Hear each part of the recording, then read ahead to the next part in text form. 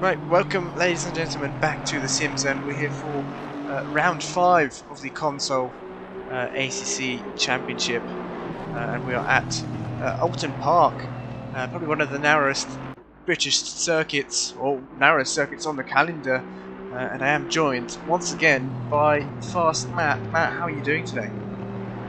Doing really good. Thanks for having me again. Excited to be here. It's going to be a really action-packed race today for all divisions. As you said, Oulton very narrow and very quick as well. So a lot on the table today for a lot of these drivers. Yeah, and especially Lapria, who's currently P1 here in this qualifying session, but his championship rivals, Ibanez and Tom, aren't here today, so he's going to be looking to gain some good points and maybe even move up a few positions in the championship. Absolutely. He's got an excellent position to be in today with those top guys ahead of him in the standings not being able to make this round. So if he can capitalize, today is the day to make big moves for him.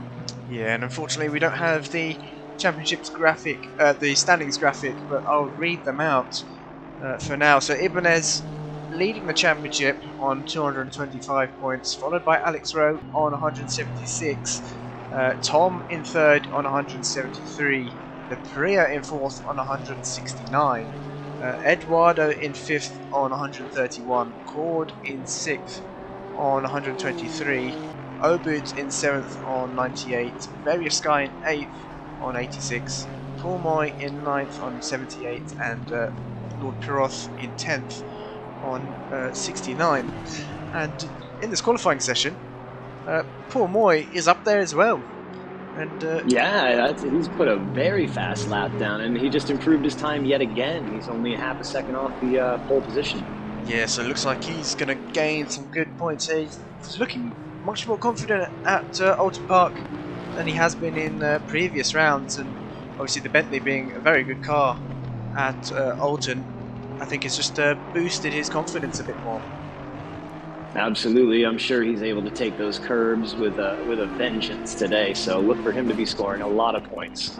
Yeah, definitely. But there's still 3 drivers who haven't set a lap time yet. Meso and both Joel Racing drivers. So let's hope they can get a lap time in. Joel Racing 94 rounds off the final corner. Then is this going to be a lap for him? They don't have long in this qualifying session. It is P11 only though for Joel Racing 94, and still Meso and Joel Racing 62 to set lap times here.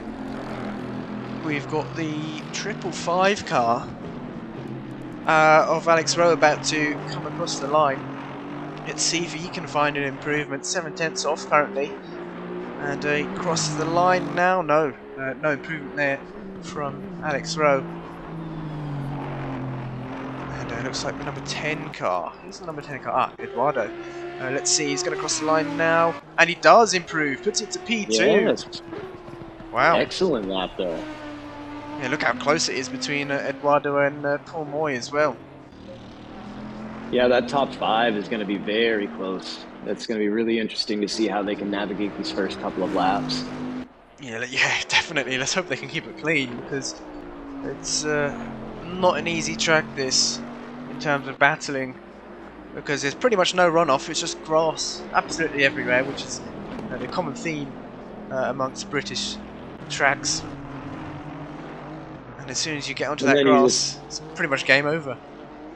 Absolutely, and it's easy to get out into that grass, considering that this track is just filled with, I mean, I guess what we could call potholes, really. I mean, it's speed bumps everywhere, so if you don't have the right setup, it's going to be hard to handle today. Yeah, definitely, and for Various Sky and the McLaren, it's going to be a bit of a bumpy ride as Meso runs wide through the final corner there, and that's going to be an invalid lap. He's only got one more chance to put in a lap time. Joel Racing 62 is going to cross the line, and he does put in a lap, goes into P11, bumps his son down into P12, who hasn't improved yet. And it's quite unusual there for Joel Racing 94, because you usually see him at the top of the, or towards the top of the grid. Yeah, he is the only Ferrari on grid. You know, like I was just saying about the setup, could have missed a ride height or something simple like that, even a wing adjustment that he could need. as you know, the downforce is super important here because of those bumps. Yeah, definitely, and I think although the Ferrari is quite good on the high downforce tracks, Oulton Park is so bumpy on ACC, so the bigger cars like the Bentley, the Lexus, the Mercedes are all going to be benefiting here around this track. But looks like Paul Moy puts it back into P2, just 3/10 off. Lapria still out on track. Next car across the line is going to be the number 4 car, Meso, and does seem to be on a hot lap here, so he hasn't invalidated yet. We'll see where this is going to put him. Oh, I spoke too soon. Oh, he's still within track limits though. As long as he can get in the time, I think that's all he's going to be wanting here.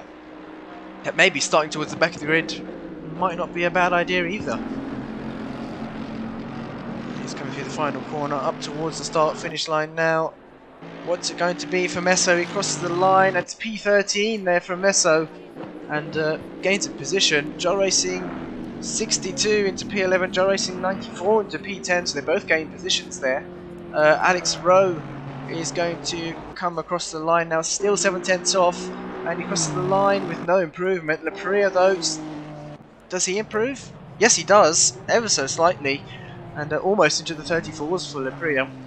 But there we have it. Lapria starting on P1, Paul in P2, and Eduardo in P3. We'll be back very, very shortly for the start of this half-an-hour race in Division 3.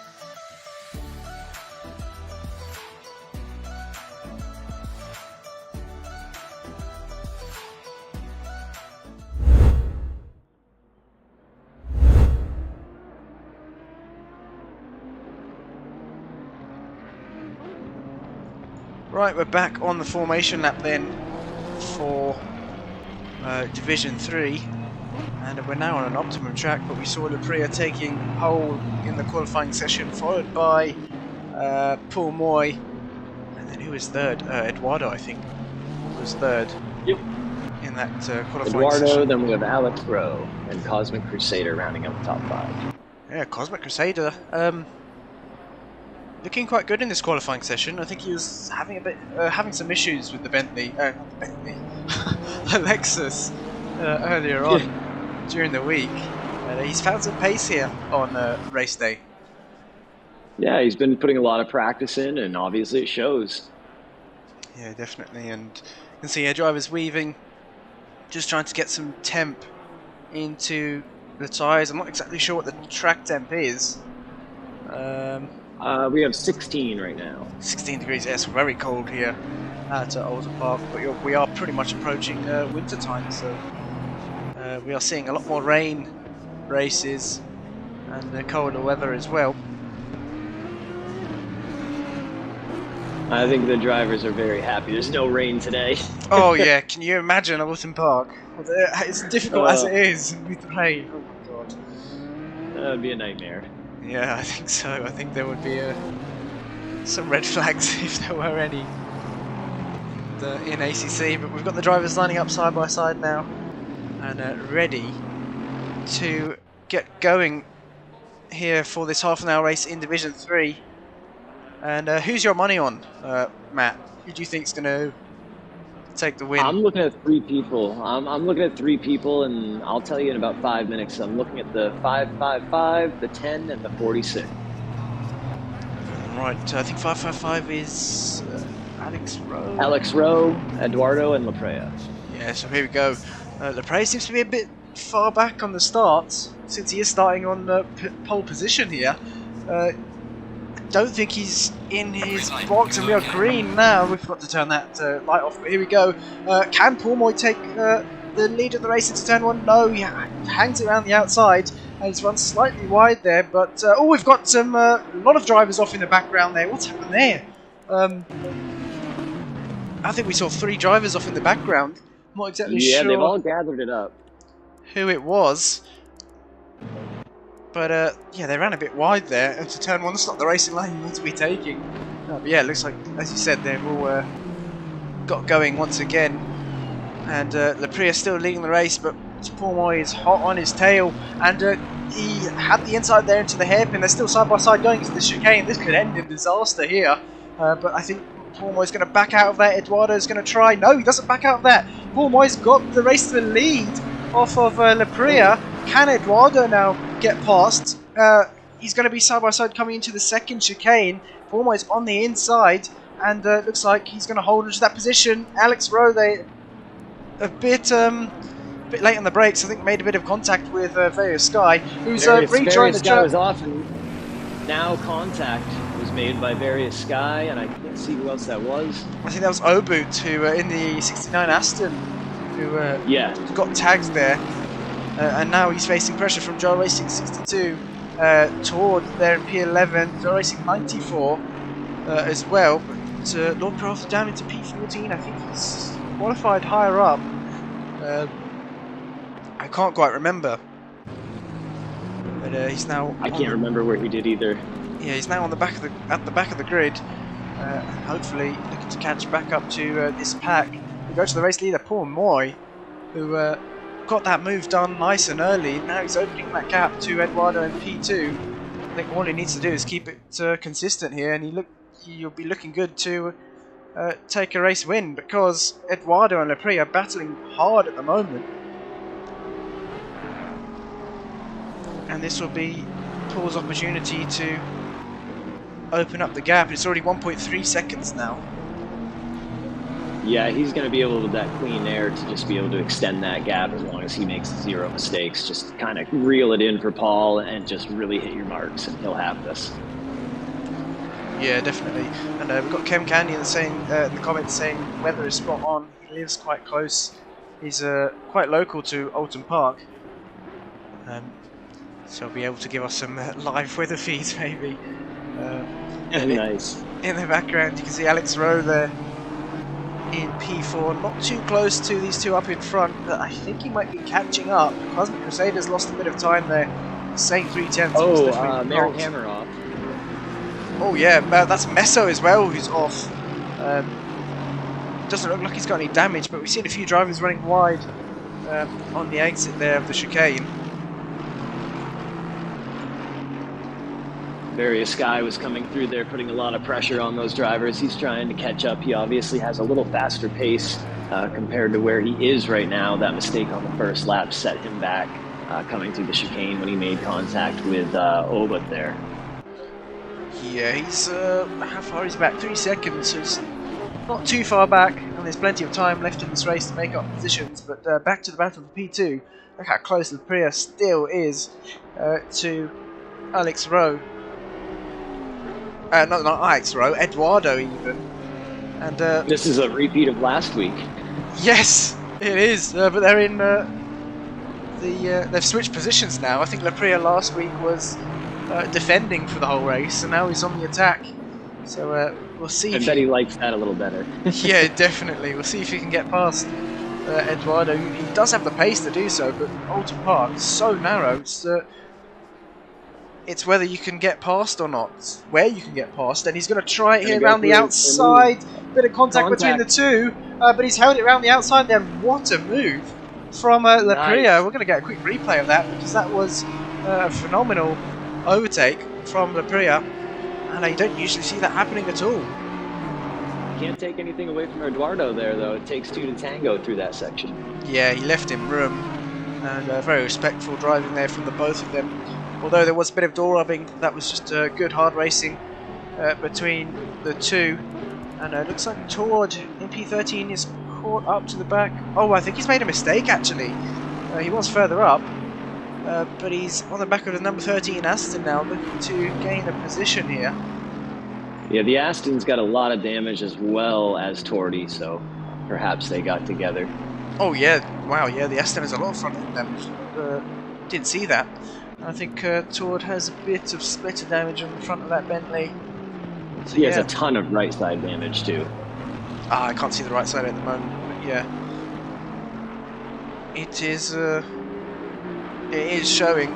Yeah, I can see it now. Wow, yeah, there's quite a bit of damage on his car, so possibly had contact on the opening lap there. We've got a bit of dirt flying into the air on the exit of turn 1, but looks like Rapria, after getting past Eduardo, has opened up nearly a second gap there, so he's going to look to catch Paul Moy in P1. The gap's still only 2.3 seconds to Paul, so he's still not out of it. Paul's going to have to be careful. No, and as you say that, you can tell Laprea is closing the gap right now, and that could just be because Paul maybe just getting a little complacent because he's been used to running alone up there, but I think as soon as he looks up, yeah, there you see it's gone from 2.3 to 2.5, so I think Paul's going to maybe pick up the pace now. Yeah, definitely. He might have just been taking it a bit easy, you know, not pushing the car while he's been on his own. So there wasn't really any need to, but if Lapria is obviously closing in, he's going to need to step on it and maintain that gap. It's gone up to 2.7 now. Yeah, he's already extended a half a second on that lap. Yeah, and now we're watching Merryhammer and Obut battling for P7 and P8 here. And it looks like Meso behind as well, so pretty much almost a 3-car battle. I think Meso's a few seconds back. Coming down in towards turn 1, Obut's not going to have a look just yet. Yeah, Obut was the one that got caught by Various Sky rejoining the track. And oh, he's going to be late on the brakes there. He's made contact with Merryhammer. Oh, luckily, somehow they kept it on track. Great driving to save that. Yeah, definitely. But they've allowed Meso to catch right up to them. And look who's behind. Not too far behind either. Lord Pirov in the Bentley is definitely catching up to these three. And Meso, is he going to look for a move into the chicane? I don't think he is, but yeah, Obut needs to be a bit careful here. He seems to be much quicker than Merryhammer and braking later than he is, but he can't keep doing that, otherwise he's going to run into the back of him again like we saw. Yeah, that's the problem with Oulton is you just don't have enough room side to side, and you get a little hesitation trying to make that move, and then all of a sudden you're right up the back end of the car. Yeah, and we've got Guitar Rich saying, "Run, Paul, run." The gap has come down slightly at the top, and Oboot's wide there. He's on the grass. Can Meso on the grass on the inside there? A bit of lawn mowing from both of those two. That's not going to help them. Look at this 4-car battle now. Pirov has caught them all, and he'll be looking to gain some positions here, especially if these three end up tangling with each other. We've seen it happen last lap, and Merry Hammer wide there, and Oboot's got round perfectly, capitalising on that mistake from Merry Hammer. Meso though, he's going to try the inside, and there was no room there for Meso. Tried the inside, and contact between the two, and looks like Lord Pirov has gone past, but yeah, I don't think there was room there for Meso down the inside. I don't think there was any room to make that move there. Might have wanted to have that one back. Yeah, it doesn't look like he's going to though. Obviously there's no rule for returning position, but I'm sure Merry Hammer's definitely going to be reporting that one to the stewards. And now looking. Oh no, I'm saying I think he wishes he would have had that one back to do over again. Oh yeah, definitely. And Merry Hammer still in a state of shock after that. He's struggling to keep it on track. But looking at the gap between Paul Moy and Lapria now, it's down to 1.5 seconds. So it's coming down. Lapria's lapping much quicker at the moment. Paul Moy is going to have to do some defending very shortly. Yeah, unfortunately, I've been paying attention to these laps so closely. I have not looked at any lap times, but as you said, gained at least a second in the last couple of laps Lapria has on Moy. So we'll see what he can do in the next 2 laps here. Yeah, and it's gone back up to 1.8 seconds, so Paul Moy might have been just maintaining the gap, not pushing the car too hard. But back to the battle between Lord Pirov and Meso. Pirov obviously gaining that position after the contact between Meso and Merry Hammer. That's allowed Oboot to put a 3-second gap to these lot. And Pirov thought he was slightly wide there, but just going for the late apex. You can see both of them not really using the exit curb. But Pirov holding on nicely here.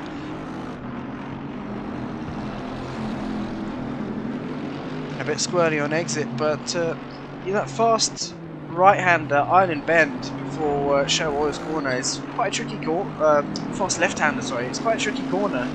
Because if you run wide ever so slightly and you get onto that grass, you're not going to be able to stop the car in time, and you'll hit that wall on the hairpin, and it's pretty much game over. You're going to receive some severe damage, and we've seen it in the practice sessions. But I'm surprised no one's done that yet in this race. Yeah, you know, for some of the chaos that we have seen, we really haven't seen any big crashes. It's just been a couple minor mistakes here and there, a couple sloppy rejoins, things like that, but everyone's kind of settled down now. I doubt we're going to see anyone really bin it hard from this point. Yeah, definitely, and Pirov still holding on. He's actually gapping Meso now as we speak, and the gap at the top still pretty much staying the same. So Moy is just managing that gap, like I said before. He's holding on, and likewise is Pirov holding on to P8. CosmiCrusader's caught up to Alex Rowe now. The gap's almost, it looks to be under a second. And you can see, oh wow, Crusader bouncing or jumping over that sausage curve. That's definitely not what you're to be doing. Life right there. Yeah, definitely. If you do that in any other car, you'd probably be into the wall. And he's done it on the second one as well. But yeah, you can do that on the PC, but here on console, it's just the cars just don't seem to take it well. No, and really all that is that's a sign of him. You see the gaps 1.4 for him now. That's a sign of him just pushing, pushing, pushing. He smells that car in front of him and he wanted to get up there. But sometimes you just have to remain calm and let the gap close itself. Yeah, and I think the best thing for CosmiCrusader would be to try and force Alex Rowe into a mistake or wait for a mistake from Alex Rowe, because it's so easy to do so, make mistakes on this track. We've seen it happen before earlier on in this race, and we've got Joe Racing 94 into the pits, so I assume that might be for damage repairs.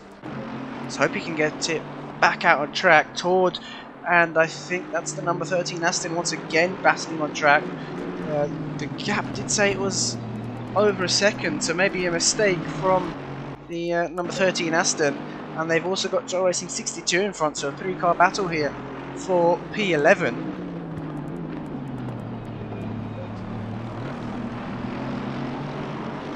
Yeah, these three drivers carrying a substantial amount of damage. Joe Racing 62 looking to go defensive into turn 1, back over to the racing line.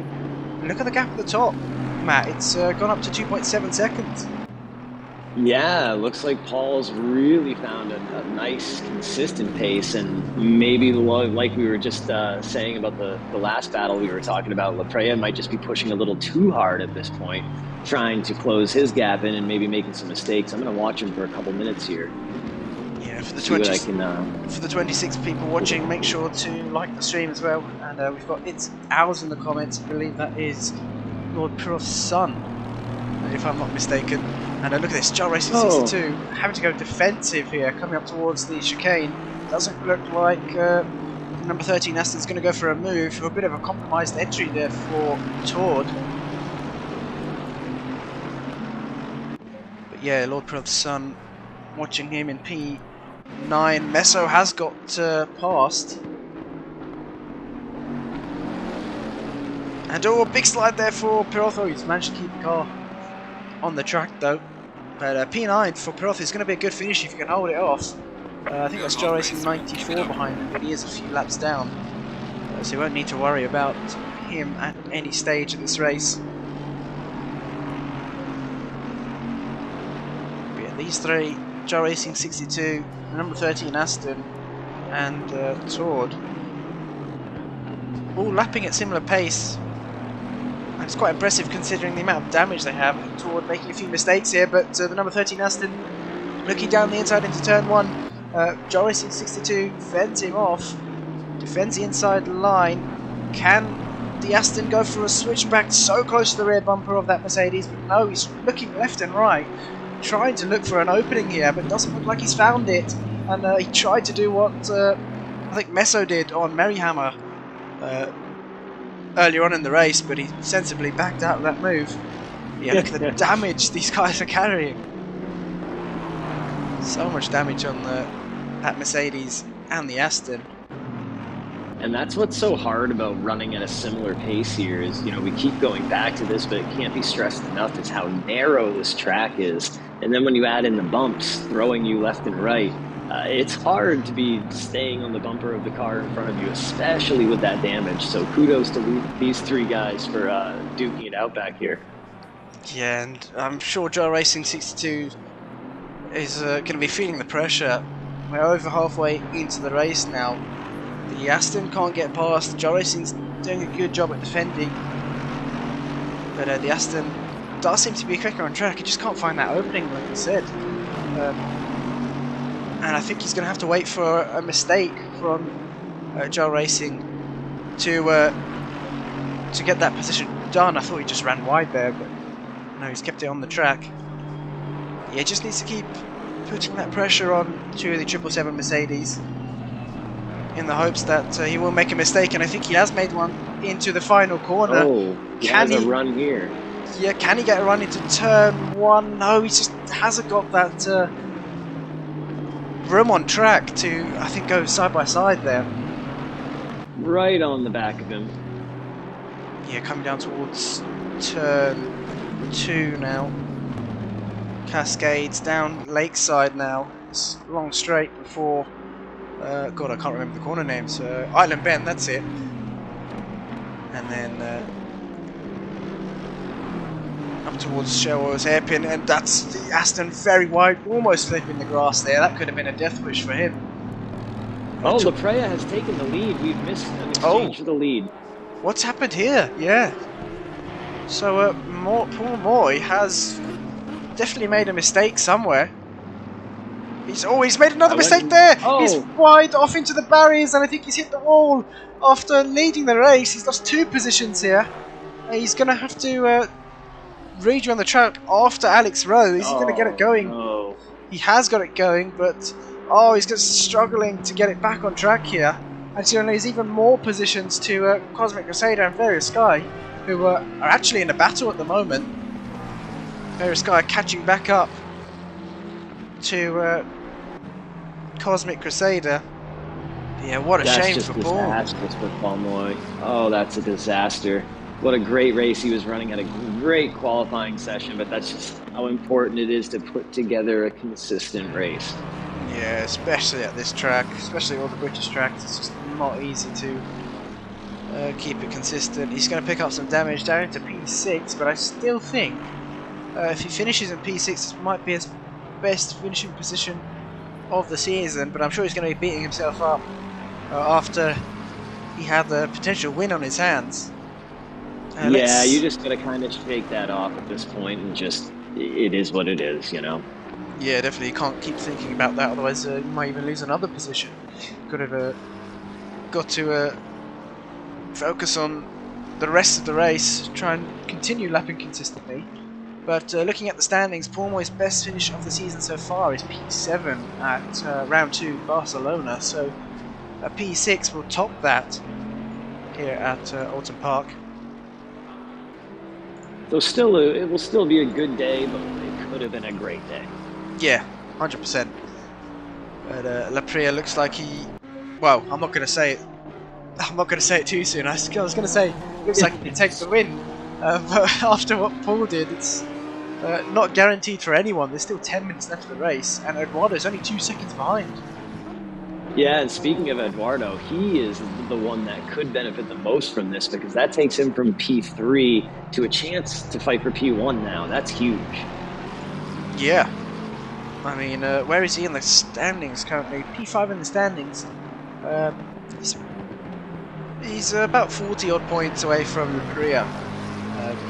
But still, he can climb some positions with obviously Tom and Ibanez not being here. There is a drop round, so that will come into effect at the end of the season.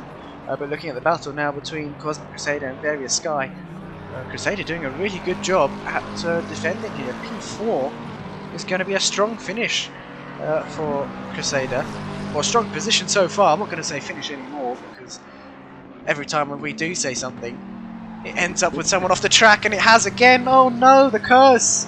Oh no! Oh my! The curse! Oh my god! I don't even know what to say. I'm speechless. I think I'm just going to shut my mouth now. Oh no! I mean, it happened for Paul Moy. As soon as we switched the camera angle to him, he lost the car. Now we've done it to CosmiCrusader as well, and he's lost that position down into P5. You can see Paul Moy there in P6 behind, only 2.8 seconds back to Crusader. But back to this battle for P11. Oh, what's happened to Drive Racing 62? He's lost the car somewhere. Yeah, he's lost a few positions here, so down into a lot of damage. Yeah, down to P13 now, and yeah, he's going quite slow here. He's got some severe damage on the front end of that Mercedes, and the rear end. Yeah, the rear as well. That's going to be hard to control now. Yeah, I don't think he'll want to pit those. Holding on to P13, he might just want to bring it home. It's his son as well, Drive Racing 94, is still a few laps down, I believe. So you won't need to worry about losing a position here. But Merryhammer and Tord, P10 and P11, still battling. Actually, the number 13 Aston has lost the position to Tord. Tord up into P11, who now looks to be fighting for a top 10 finish here. Nice, excellent race for him. Yeah, he didn't have the best of starts, but he's clawing it back towards the last few laps of this race. To gather it back up after all that contact and be fighting for these positions and overtaking for these positions is that says a lot.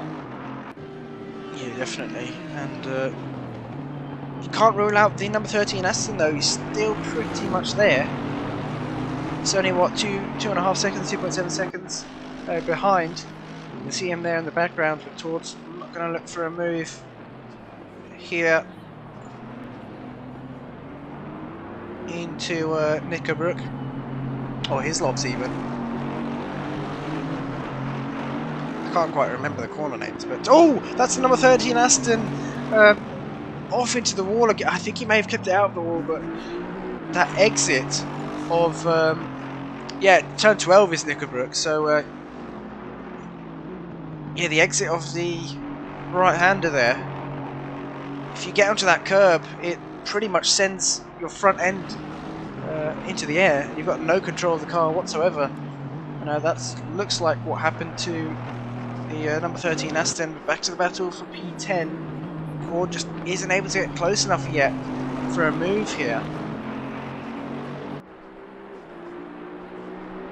It looks like Paul Moy's sneaking up on CosmiCrusader now as well.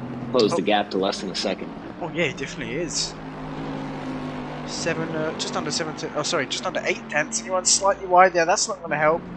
But luckily gets it back onto the tarmac, onto the asphalt, and through the final corner now. And he's, oh no! Whoa. We've done it again. We've done it again. Every time we switch over. Yeah, yeah, we do. Joe Racing 62 into the pits now, possibly for his damage repairs. Yeah, I think we'll switch off. We'll flick off of Paul here. And we'll go to Merryhammer because these two are still battling with each other. But yeah, the curse is quite strong today. Yeah, I think there's something in the streamlines or something. It's like it lets them know they're on camera and then a mistake happens. Oh god, I hope they're not watching the stream at the same time, because if they hear that they're on stream, it might actually put them off. But Merryhammer still holding on to P10 against Tord. And I thought he was about to lose the car then. I don't really want to say anything now anymore. Tord's having a look into the final corner. He needs to play on the brakes, but no. Merryhammer shuts the door there and holds on to P10. Tord still can't get past, and 4.5 minutes left of the race. He's running out of time here to get this yeah, that was move a nice done. Move by. That was a nice move to be defensive and close that door there by the 21 Aston of Merryhammer. Yeah, he just slammed the door shut there, closed the gap, and Tord wasn't able to take advantage of that.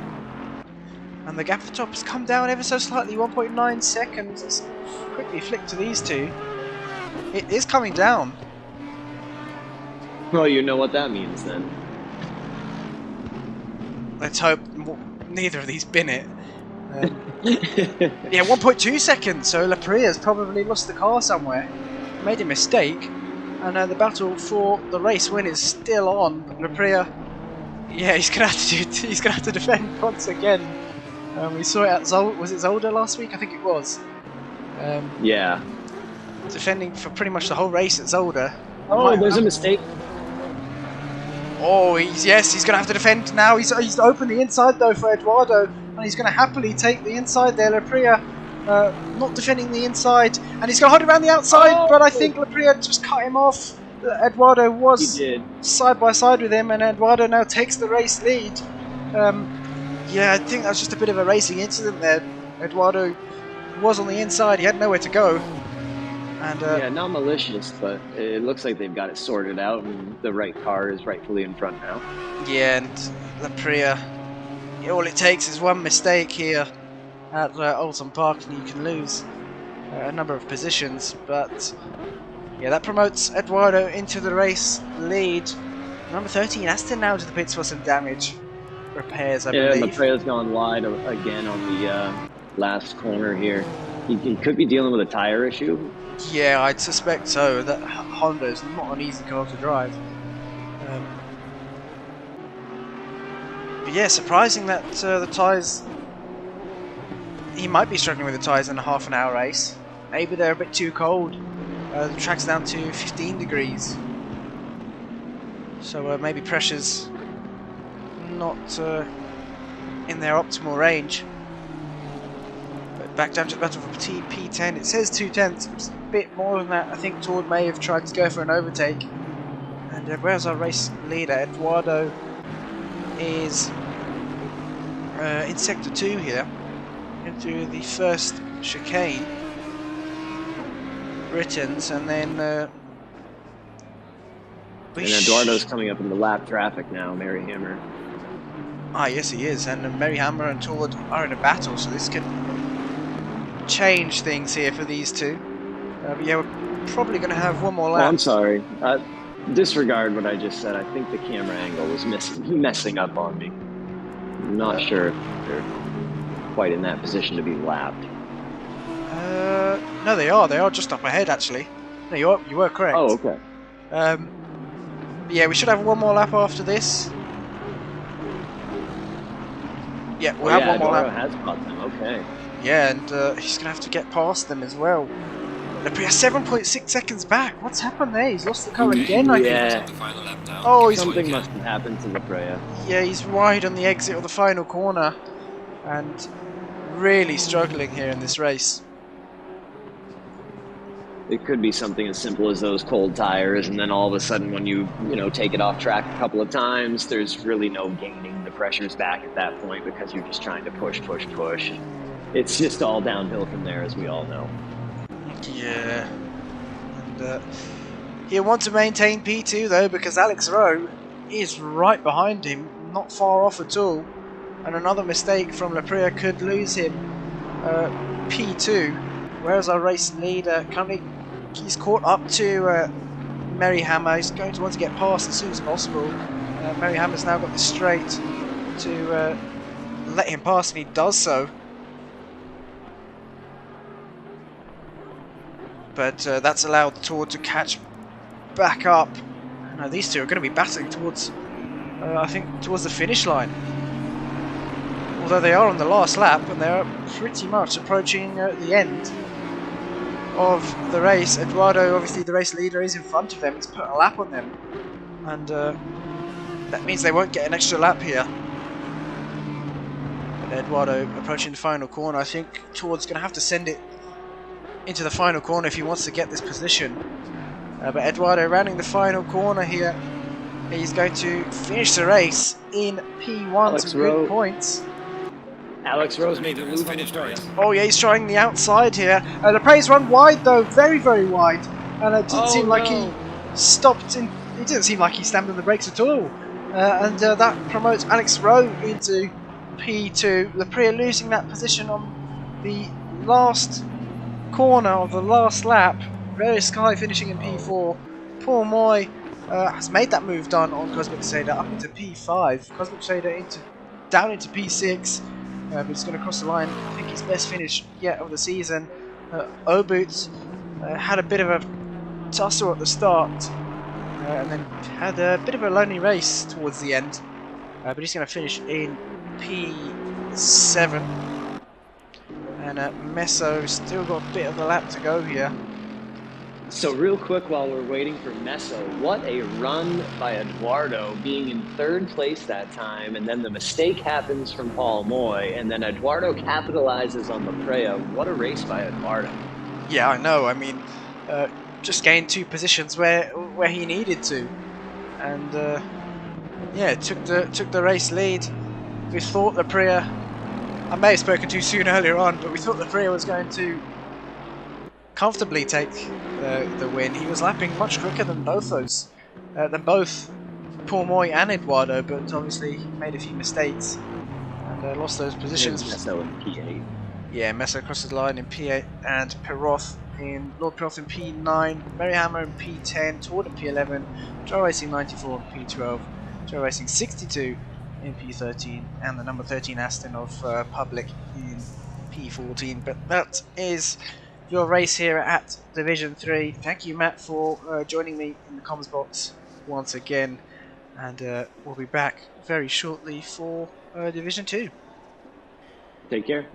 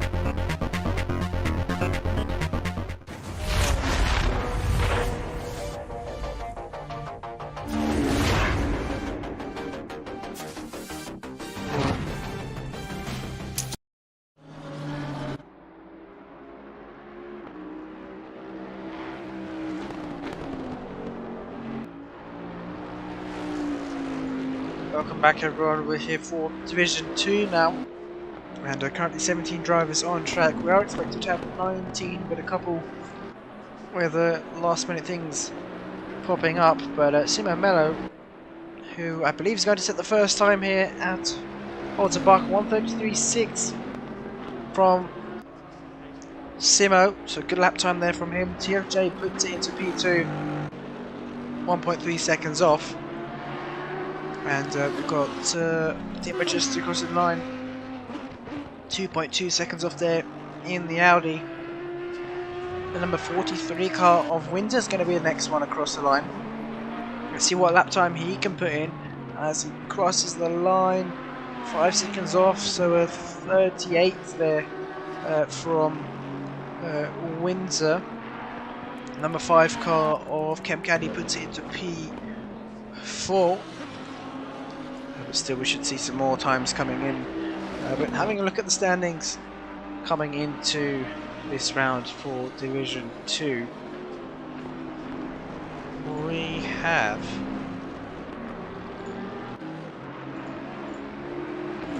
Simo Mello leading the championship on 244 points, with a huge gap to Skyfu in P2, who's on 167. So a 77 point gap between the top two, and Skyfu isn't here today, so that will be Simo Mello extending his championship lead. Yaroslav in P3 on 147 points, Acro in P4 on 137, Walker in P5 on 124, 10TFS Tekelita in P6 on 119, Chem Candy in P7 on 115, Register in P8 on 111, K-Pote on 108 points in P9, and Leo running off the top 10 on 86 points.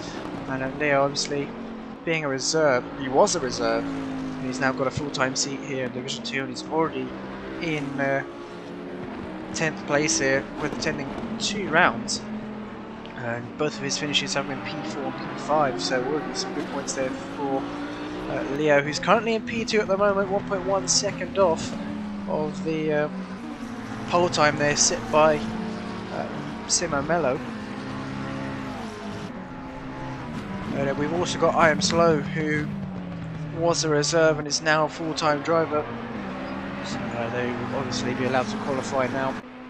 It'll be interesting to see where they place in this qualifying session now that they are a full-time driver.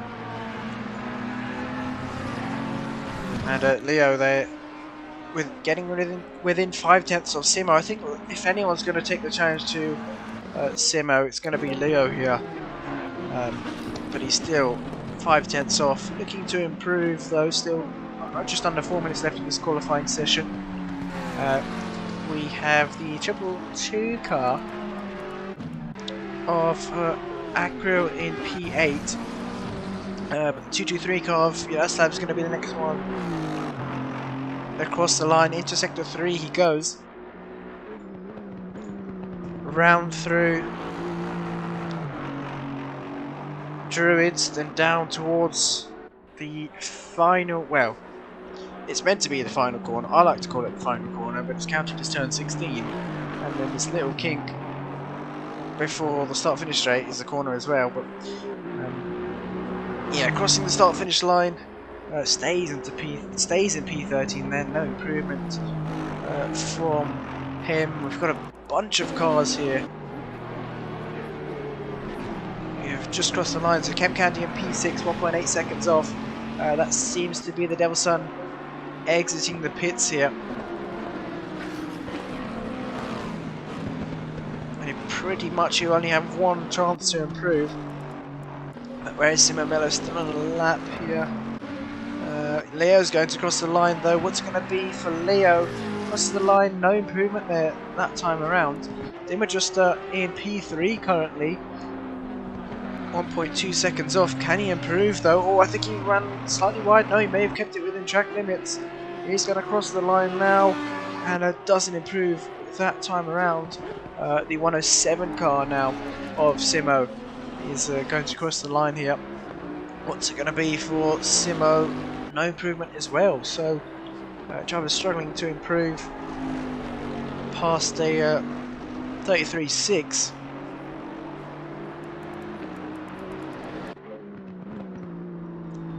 Yaroslav in the Aston. We've had a few Astons in Division 3, we've got a few Astons in Division 2 as well. I don't think we have any in Division 1 though, which is quite interesting. But Yaroslav's going to round off the final corner now, up towards the start-finish line. And there we go, we've got Armobic back in the lobby now. Yaroslav goes into P11, so good improvement there from him. The number 43 car of Windsor's going to cross the line. I don't think he improved that time around. We're almost into the 47s is Windsor. I'm Slow is going to cross the line now, 2.4 seconds off. Can he improve? No improvement there from I Am Slow. The number 76 car, I think that was Jay Mellick, who crosses the line. Still in P15 though. Now approaching the end of this qualifying session. Looks like Mellick's going to put it back into the pits. Give him just I believe running the SimZone Audi setups. He's currently in P3, he's going to cross the line. Any improvement? No, not that time around. The 111 car of TFJ in the Lamborghini. Can he find any more time? And he does, puts it into P3, does TFJ. And he'll still have one more chance to improve. That seems to be Simo off on the exit of turn 1. Back into the pits, Leo into the pits as well. Adam saying impressive pace from the McLaren and P2. Yeah, Leo is very quick. I've seen him do 33.2s in the public lobby, so he's capable of grabbing pole position here. But it's just about hooking the lap up together, and that's Dimmer just into the wall. So no improvements there from him. The number 14 car, where is that? As Capote, who's going to cross the line now. Guitar Rich saying Simo's so fast for Div 2. Yeah, he's definitely going to be in Div 1 for next season. That's for sure. And Capote's qualifying session is over as well. Looks like Acura is going to be the next one across the line. Currently sitting in P8. He needs less than a couple hundredths. But no, he's going to return the car to the pits. Speedy's still out on track. The number 17 car of Walker hasn't been able to set a time in, unless he's kept the car in the pits.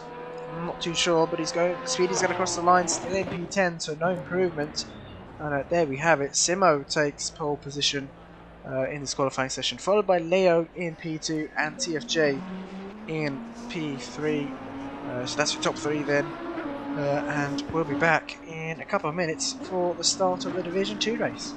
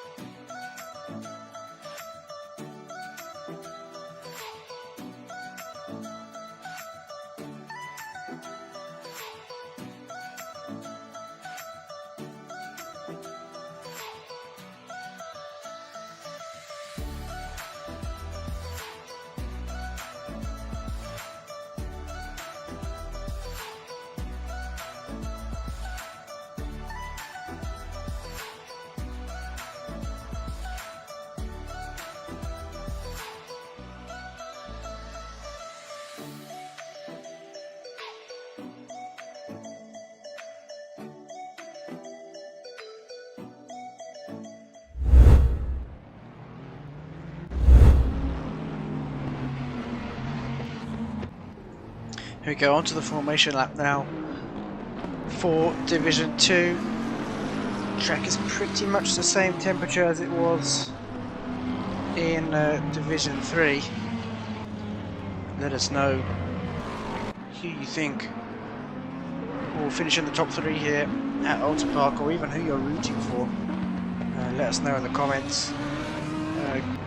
Guitar Rich saying good luck Div 2, take it easy on lap 1. Yeah, let's hope they do. Much fuller grid here for Div 2,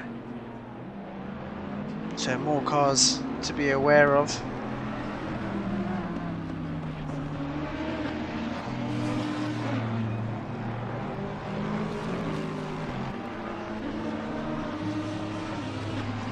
I think Leo is going to be one to watch out for, starting in P2. I think he can really challenge Simo here.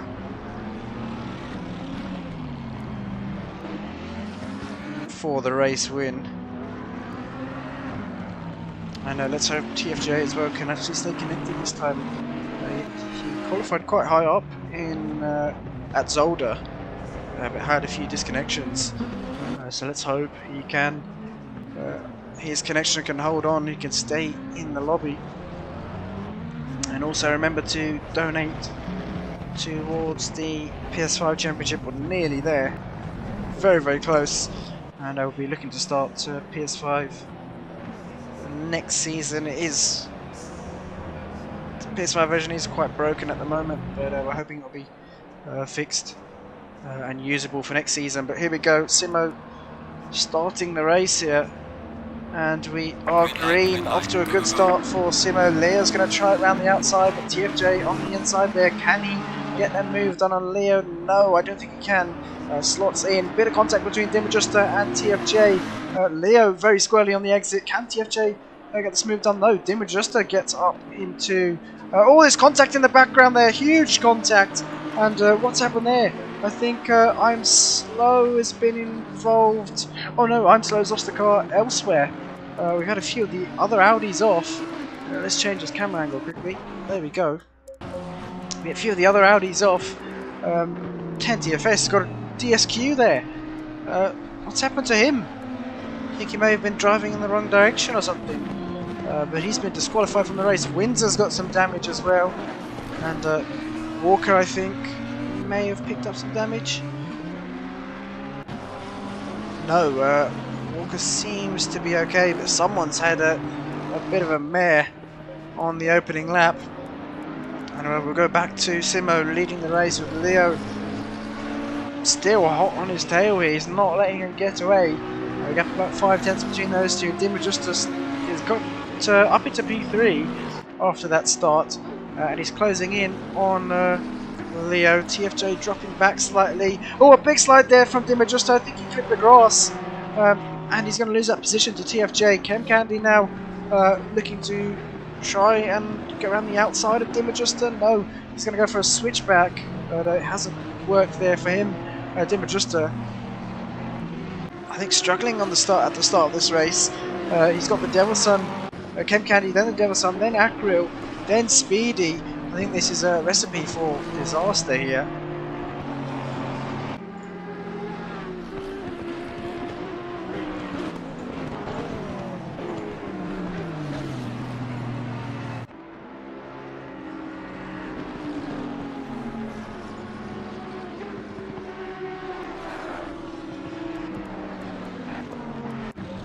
And Leo losing a bit of time now to Simo. Back to this battle.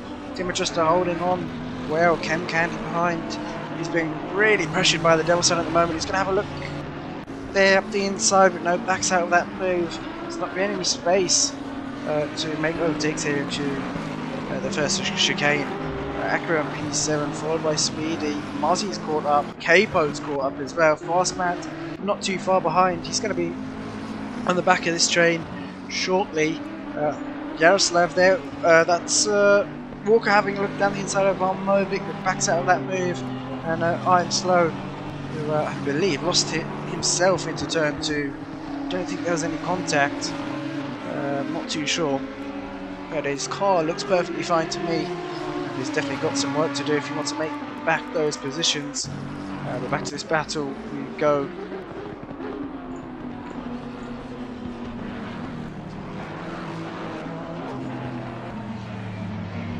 Looks like the DevilSun using a bit of time there. Akril still on the back. These drivers aren't really looking to make any moves just yet. They're playing the patient game, which is probably the best thing to do. At Oulton, and that's DeedeeTKU very wide in the exit of turn 1, I think it was. And he's lost a number of positions. He's now behind Speedy, is DeedeeTKU. Capo behind him. Muzzy there in P10. And those two in the background, Walker, Armobic and SimZone might be catching up to this pack. But DeedeeTKU a bit late on the brakes into Shell Oil's hairpin.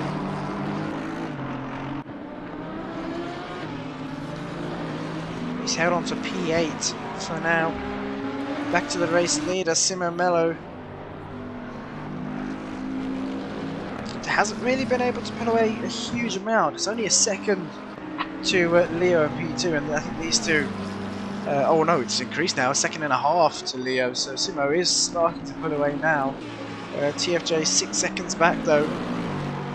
He's in a bit of clean air. The DevilSun. Oh, what happened there to the DevilSun? Hit the wall slightly on a bit of a straight. So you didn't usually see that often, but he's held on. That's Speedy down the inside of Akril. Akril running a bit wide, and Speedy took advantage of that. I think DeedeeTKU is going to do so as well. He moves on the position, and Akril losing 2 positions there just by one mistake. Can Capo get past as well? I think he's a bit too far back to send it into turn 1, so he's going to hold on here. Muzzy is losing some time to this pack now. Fastmatt has caught up though, but he's very close behind him. Walker in P13, followed by I'm Slow, then Armobic in P15, and Armobic has been keeping up with these two Audis, and you don't usually see the Nissan at all, but he's doing a great job in that car. But back to this massive train. I think we'll bring up some onboards as well.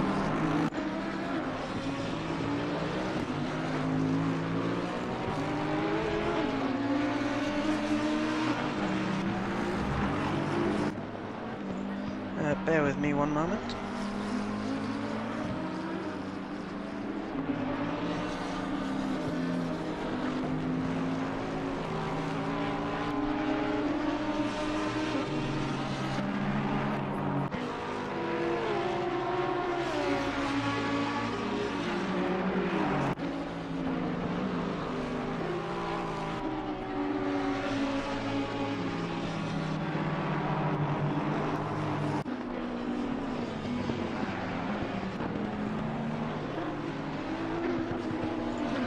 Right, and back to the racing. Looks like Chem Candy has opened up the gap to the DevilSun. The DevilSun knows got Speedy still very close behind him. DeedeeTKU in P7, but Capo looking strong here. DeedeeTKU made a few mistakes in the start of this race, and he now may even lose another position to Capo. It's in the background, that's Akril and Muzzy battling out for P9. Fastmatt on the back of Yaroslav now, and Walker as well has caught up to this train. I'm Slow though, 2 seconds back, so I think he's made a mistake somewhere. He's lost some time to Walker. But back to this battle, Capo and DeedeeTKU, these two so close, and they're losing a bit of time by battling to Speedy and the DevilSun in front. But they're not too far off at all. And look at the gap at the top. So that 5 seconds between Simo and Leo. I think it was. It looks to be even more than that. 6.5 seconds. So Leo's dropped back or made a mistake somewhere, and just can't keep up with the pace of the Bentley. The Bentley is such a good track, such a good car around this track.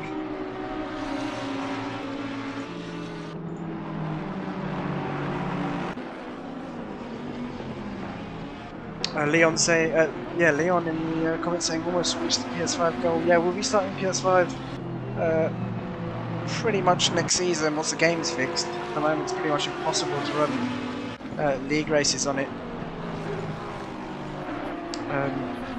And for those that are watching, oh, Dimmer just sideways on the exit of turn 1 there, and he's going to lose a number of positions here. Akril's going to get past, Muzzy's going to get past as well.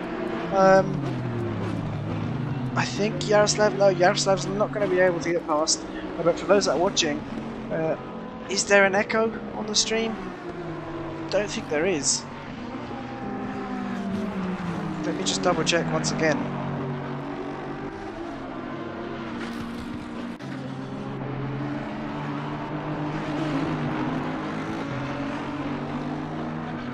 Yeah, no, there's no echo on my end. The Devil's Son, look at this, between just 1/10 back to Speedy. He's not going to send it though. Down the inside, jumping over the sausage curve. There goes the track limit bollard.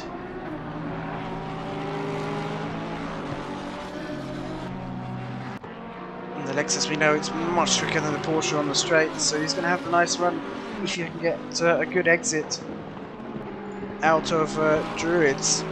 Down towards... oh, he's run wide there, very wide. He's going to hit the wall, and he's going to pick up some heavy damage as a result. K-Poke goes past.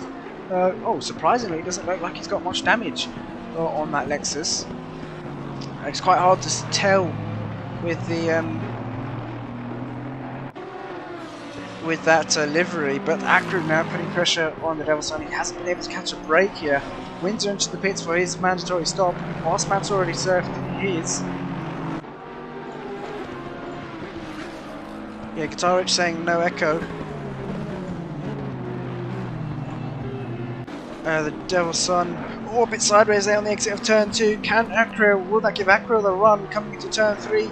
He is going to make it side by side. No, he's backed out of that sensibly. And, oh, that's someone off. Is that the Devil? Sorry, no, is that K-Pote? It's K-Pote into the wall.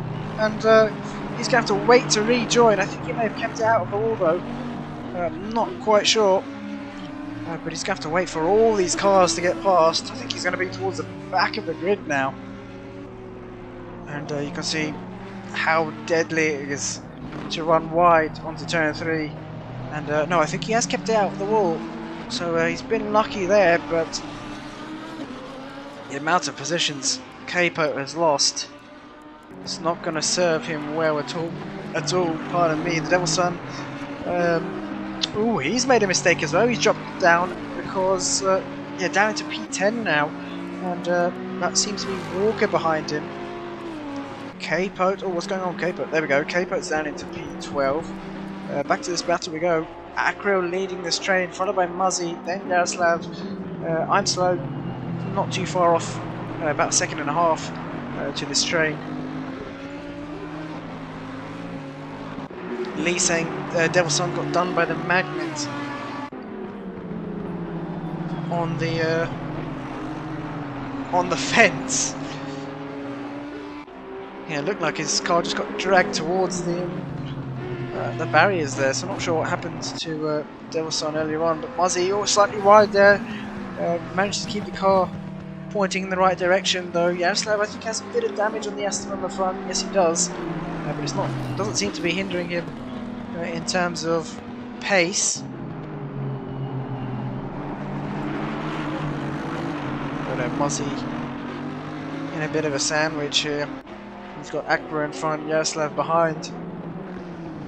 He's going to be seeing double with them running the same livery. A mistake on the exit of the chicane for Muzzy. Yaston's going to try the outside. It's going to be a drag race here into the braking zone, both in Yaston. Muzzy on the inside though. I think he's going to have to give the room here to Yaroslav. He jumps, oh, contact between the two, and not sure what happened there, but it's always risky going side by side into that chicane. And we saw it happen in Division 3 as well. So Yaroslav's lost a few positions there, down into, I think, P10 now. He's behind Walker. But look, I think Muzzy may have just jumped over that sausage curb and I made contact with Yaroslav. I'm slow, closed in on Muzzy now. after his contact with Yaroslav. So I was saying racing incident, yeah, it was a bit of a racing incident from that camera angle. ChemCandy catching up to TFJ now, the gap's just a second between these two. And yeah, let's definitely bring up some onboards in a second. Fastmat has obviously served his pit stop. He's 9 seconds behind him with just Devilson, I think, may have repaired his damage in the pits as well. So he's 8 seconds behind Fastmat. But continue watching these two. Let's bring up some onboards. Just trying to think who to bring up the onboards of.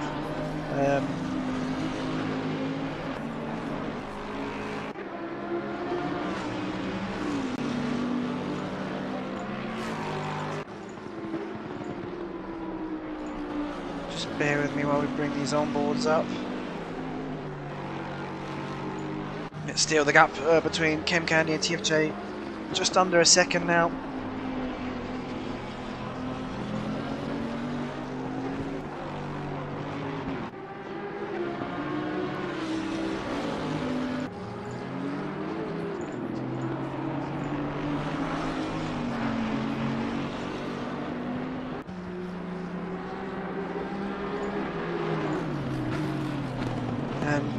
Yeah, still within a second, although TFJ, I think they're coming up towards Yaroslav, who is a back marker. He's going to have to move out the way here. And there we go, he lets TFJ pass, but ChemCandy not close enough to get past. And I think ChemCandy is going to lose a bit of time here. Being stuck behind Yaroslav, there's not really any space to gear up the position. So he's going to have to do it after the chicane. Yeah, I think ChemCandy might lose a bit of time. TFJ is going to want to pull away as much as he can now. And Yaroslav not moving over just yet. Ideally, he should have moved over then. I think he's definitely going to have to move over now. These blue flags are still being waved. Maybe he's thinking that ChemCandy isn't close enough. But which is fair enough, they are lapping pretty much at similar pace. Yaroslav is going to be on fresher tyres as well. But I think he's going to have to definitely move out the way this coming lap. Unless ChemCandy decides to dive into the pits, I think it would be wise to. No, keeps it out on track. Walking out to the pits. There we go, moves out the way, does Yaroslav.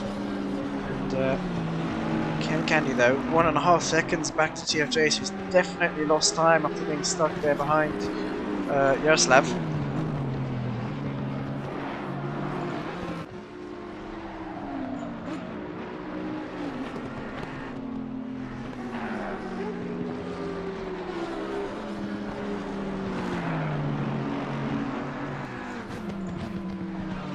Coming to Sheller's hairpin now, ChemCandy looks to be closing in that gap to TFJ once again. He seems much quicker through Hislop's there. Sorry, not Hislop's, Britain's down towards Hislop's now. And yeah, the gap's, I don't know, it looks like it's less than 1.5 seconds, but we'll wait for them to cross the next sector line, which should be now. Yep, down to 1.2. Capo and the Devilson though, P14 and P15. These two have both pitted. The Devilson heavily defending. That seems to be... Oh, Capo wide there. That seems to be Speedy, who has got past. He's still a lap ahead. He's yet to serve his mandatory pit stop. So it's going to be blue flags for the Devilson, taking a lot of that curb and even a bit of a grass through that final corner. That's not going to help his exit speed whatsoever. But obviously Devilson made a switch to the Lexus. I believe he was in the Lamborghini earlier on in the season. Obviously switching your car means all your points get deducted, so he's pretty much at the bottom of the championship, or bottom of the standings. So don't think it was a very wise move for the DevilSun, but if he's enjoying this car more, that's what really matters. And now Speedy's going to have to get past as soon as possible. DevilSun's going to move out the way here. No, it's not really a place to move out the way. He's going to have to do it on this next straight, and he has to time it right here because, oh, he's got a bit of oversteer, and I think Capo's going to get past, and DevilSun, bit of contact there, and oh, there's been contact between the two. I think DevilSun moved over. Don't think Capo had anywhere to go there. I think it looked like they were side by side. It's so hard to judge from that camera angle, but luckily Capo not picking up too much damage. There seems to be Walker behind them as well, who has served his mandatory stop, so he's catching up with these two battling hard. And it just shows how tricky Oulton Park is. It's so narrow. ChemCandy diving into the pits now for his mandatory stop. TFJ keeps it out on track. Leo about 12, no, that's 12 seconds in front of TFJ. How far is he back to Simo? 9 seconds to Simo. We'll switch to this battle between Muzzy and Akril.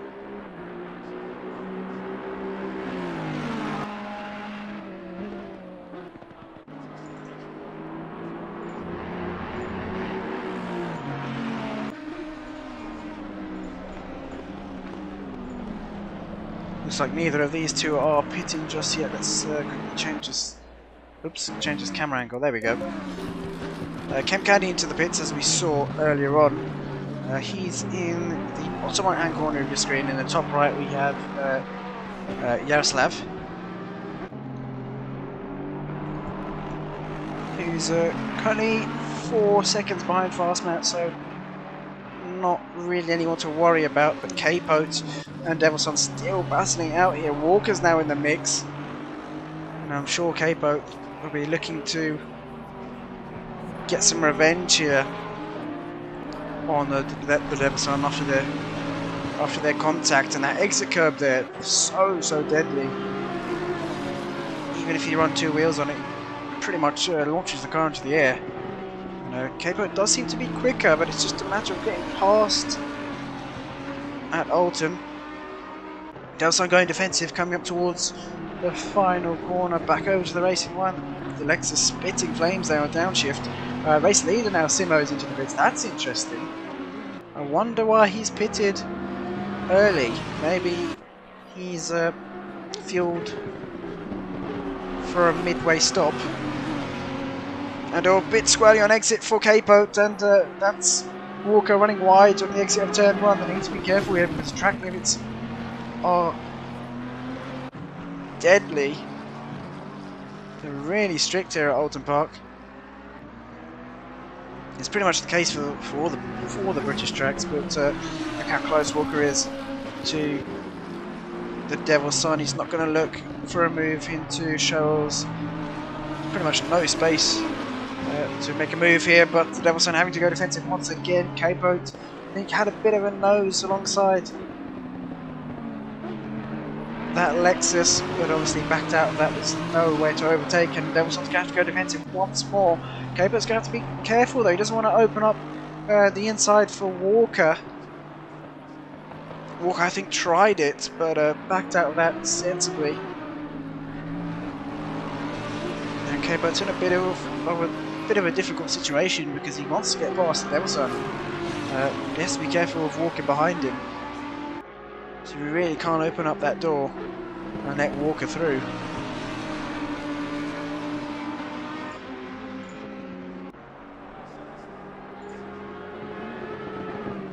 We are halfway through, not over yet.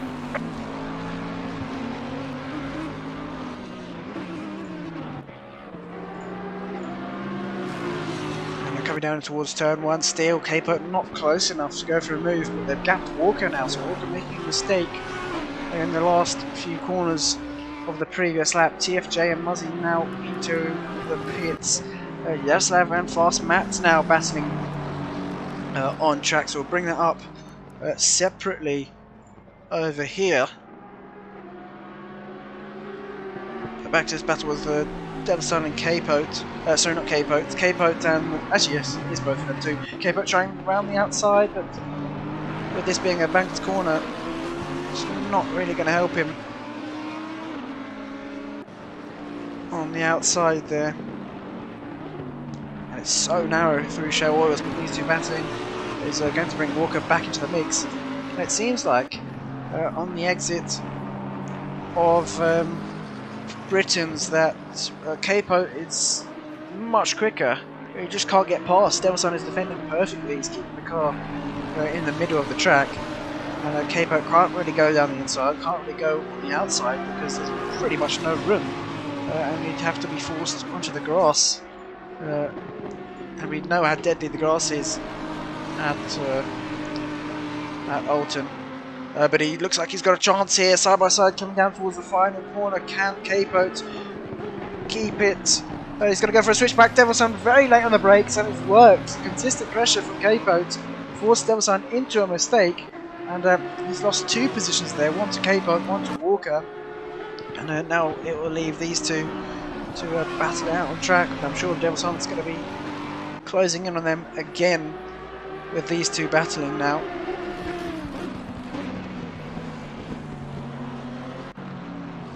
Lee saying this 3-way battle going to end in tears. Unfortunately it did for DasStopsChild.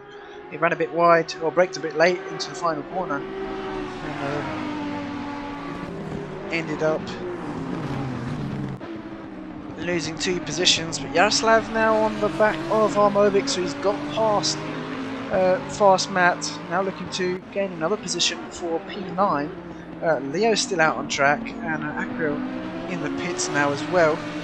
So that will just leave Leo to serve his mandatory stop, but I will still wonder what happens to 10 TFS.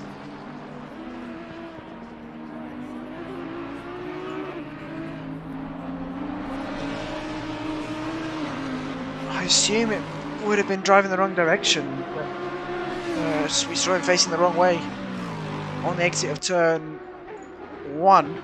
And oh, contact between the two! Looks like Walker may have outbraked himself slightly there. I'm not sure what happened. Let's bring that up for a second. I want to have a quick look at what exactly happened between those two.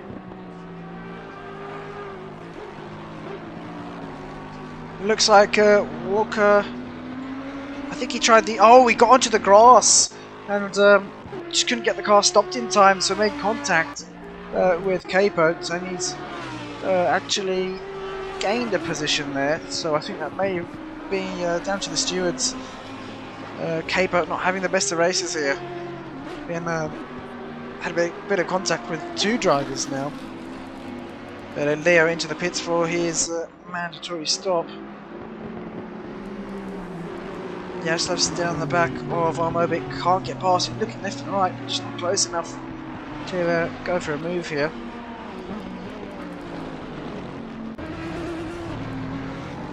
And he makes a mistake, and can he keep the car on the straight, pointing in the right direction? He does, but where's Fast Matt? Don't think Matt is close enough. Let's have a quick look. So Matt, oh sorry, Matt's down here with Acreal and the DasStopsChild. So I think Matt's made a mistake somewhere, because he's down in P12 now. Yaroslav is down in P14 even. Yaroslav is all the way up in P9. So something's happened there for Matt.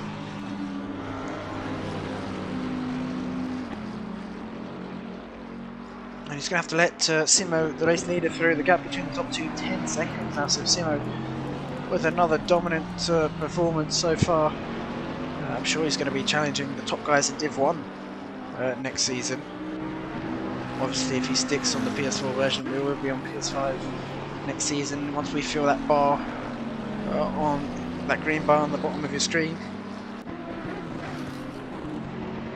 But Capote and DasStopsChild now battling P12 and P13.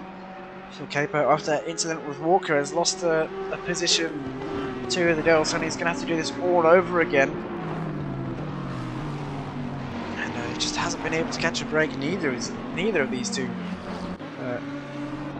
have had a lonely race. They've been busy pretty much every second, every minute of this race, and they've now got Simo coming up to lap them. So this could play into the favour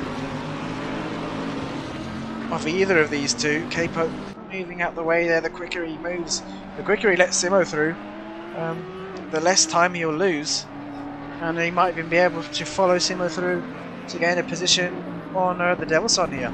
We'll have a look. Devilson's going to need to move out the way here. He's not going to yet. I think he does now. Batters over the grass. Simo almost attacked the back of him, and this is going to allow Capo to get extremely close. He's going to have a good exit coming down towards the final corner. This is what he needs. Are they going to be side by side again? Devilson going defensive. I don't think Capo's going to get alongside. So no, it just wasn't enough for Capo to get that move done. But Wiggle on the exit for the Devilson. He's going to go really defensive coming on towards turn 1. Moves back over to the racing line. Leaves a bit of room there for Capo. We can't get that move done just yet. These two have been at it since pretty much the start of the race, and I think all it takes is one mistake. Capo needs to keep putting that pressure onto the Devilson, and no, that's not Capo's lights flashing. It's just a bit of a glimmer effect from the trackside cameras.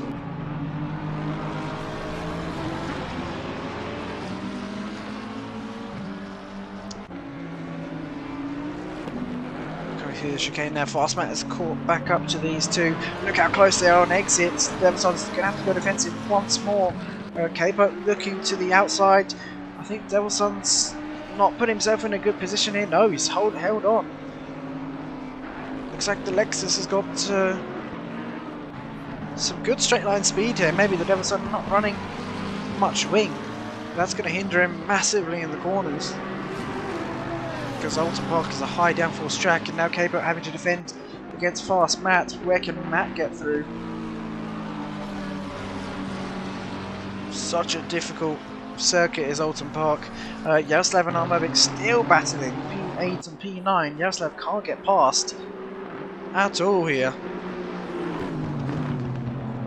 He's trying everything he can to get past Armobic, but Armobic in P8 he started.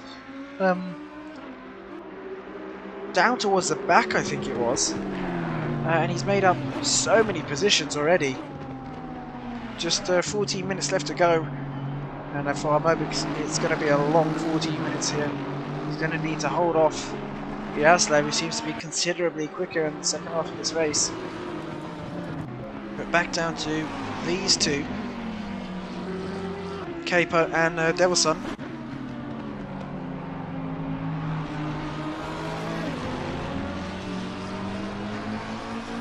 And Fastmat even, so these three are pretty much inseparable at the moment. Is that Leo coming up to lap them? So this is going to be quite difficult for these three, and they're side by side once again, the Devilson and Capo. This is just not going to be enough though for Capo. He's going to try around the outside but onto the grass slightly. Can Fastmat, oh, a mistake there from the Devilson as well. Can Fastmat find a way through? Doesn't look like he can. There's just not enough space on the track, and he bounces over that curve that I was talking about. And I think he's going to have to let Leo through shortly, but look, you can't even see the Capo's car behind the Devilson's Lexus. He's just so close, and a Fastmat then moves out the way of Leo. These two still battling very hard. Yaroslav losing some time now to Armobic.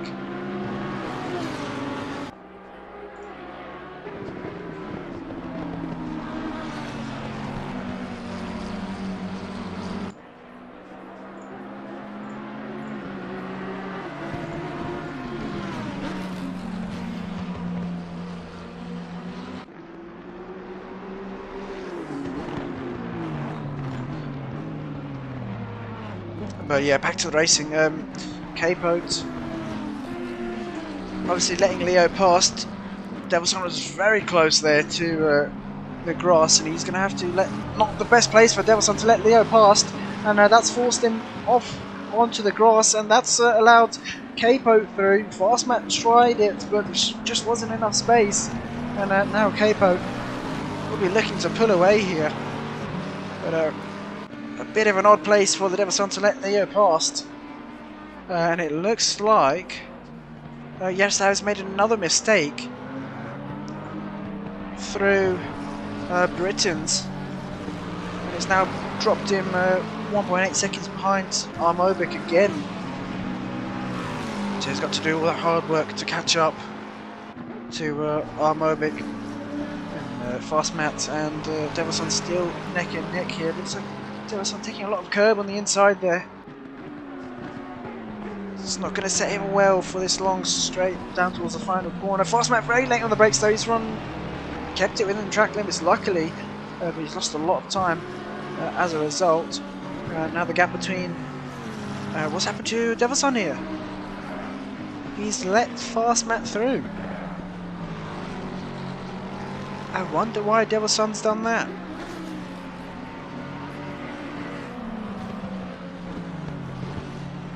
That is odd. Maybe he wants to work with Fastmat to catch back up to Capote. Yeah, a bit of an odd move there from DevilSon. Acro now catching up to the back of Yaroslav here.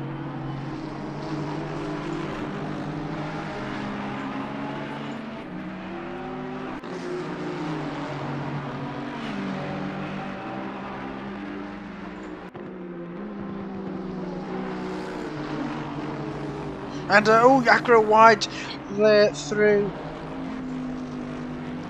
Druids, and I think that is Simo behind, so he's not going to lose the position to Walker, but he's going to have to let Simo through there. Where is Walker on track? Still coming up towards the final corner.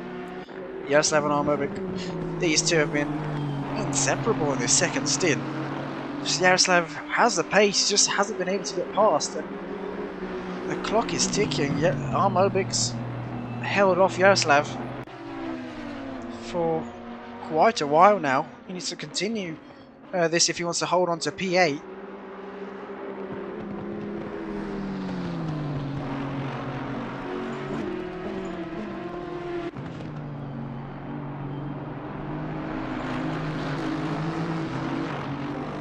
I know he seems to gain a lot of time there through show oils. But coming through Britons, there's no room to go for a move, and Armobic's slightly wide. You can see the sparks flying there from Yaroslav's Aston. But once again, no space, and Simo's going to put a lap on these two. He's lapped everyone up to P10 already, has Simo. And just proves that he definitely has Division 1 pace. I mean, he's leading the championship at the moment, and as we know, the top three at the end of the season get promoted, and the bottom three get demoted. But Armobic's going to have to go defensive. No, he leaves the door wide open there for Yaroslav, who's not going to take it. I think he had a think.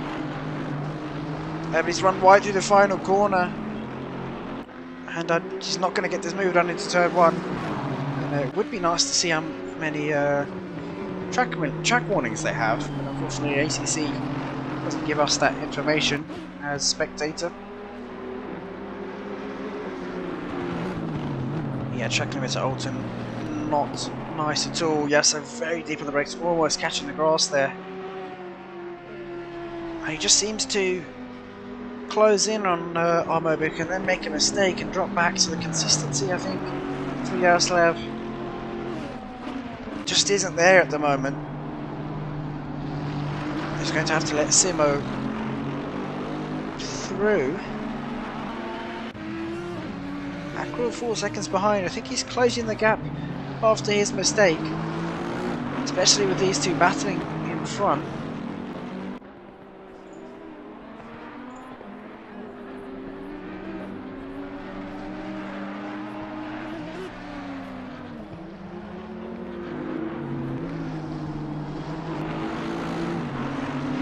Ian Staker saying, haven't you had a PS5 since late 22?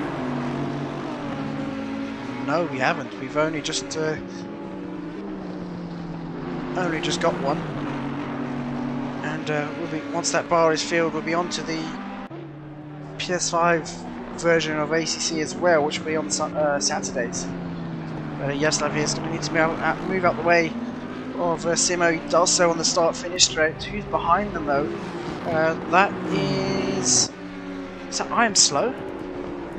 Yes, it is. I Am Slow's caught up as well, so this is going to be possibly a 3-car battle for P7 with just 6 minutes left of the race to go. Devil's heading into the pits once more, so I think that might be... Oh, he's got some severe damage on that Lexus.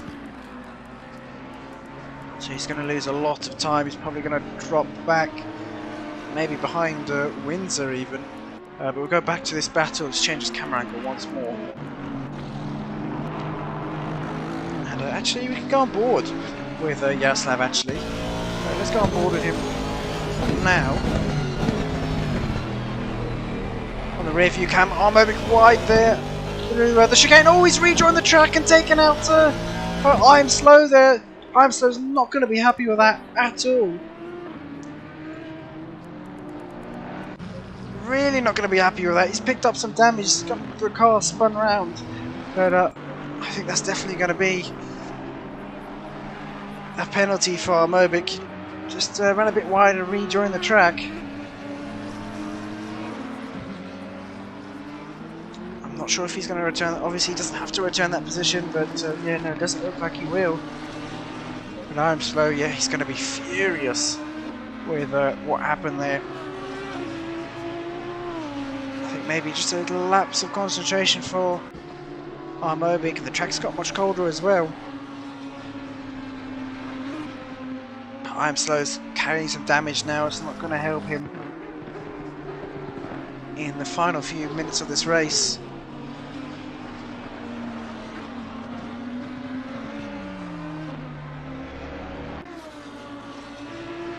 A shame there for I Am Slow, but K-Pope now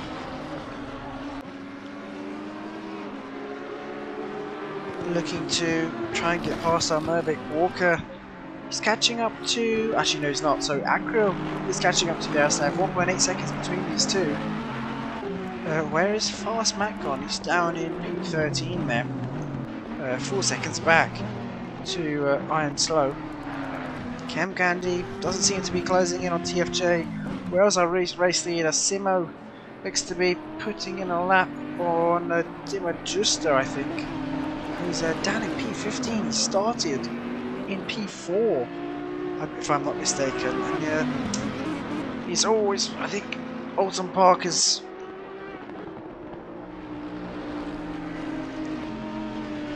taking a few drivers hostage here.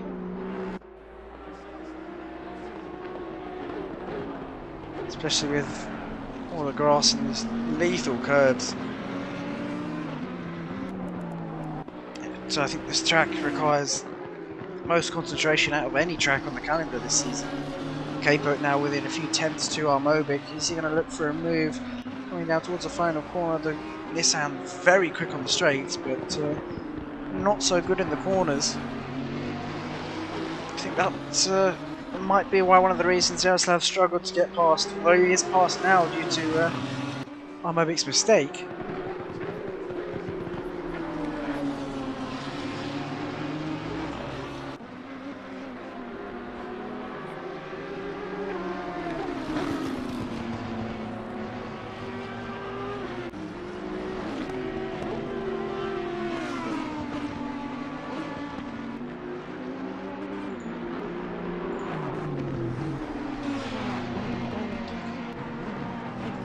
Still not able to get past yet. Simo, we will have one more lap after this, maybe even two. Depends how quick Simo can get round. I think it might be one more.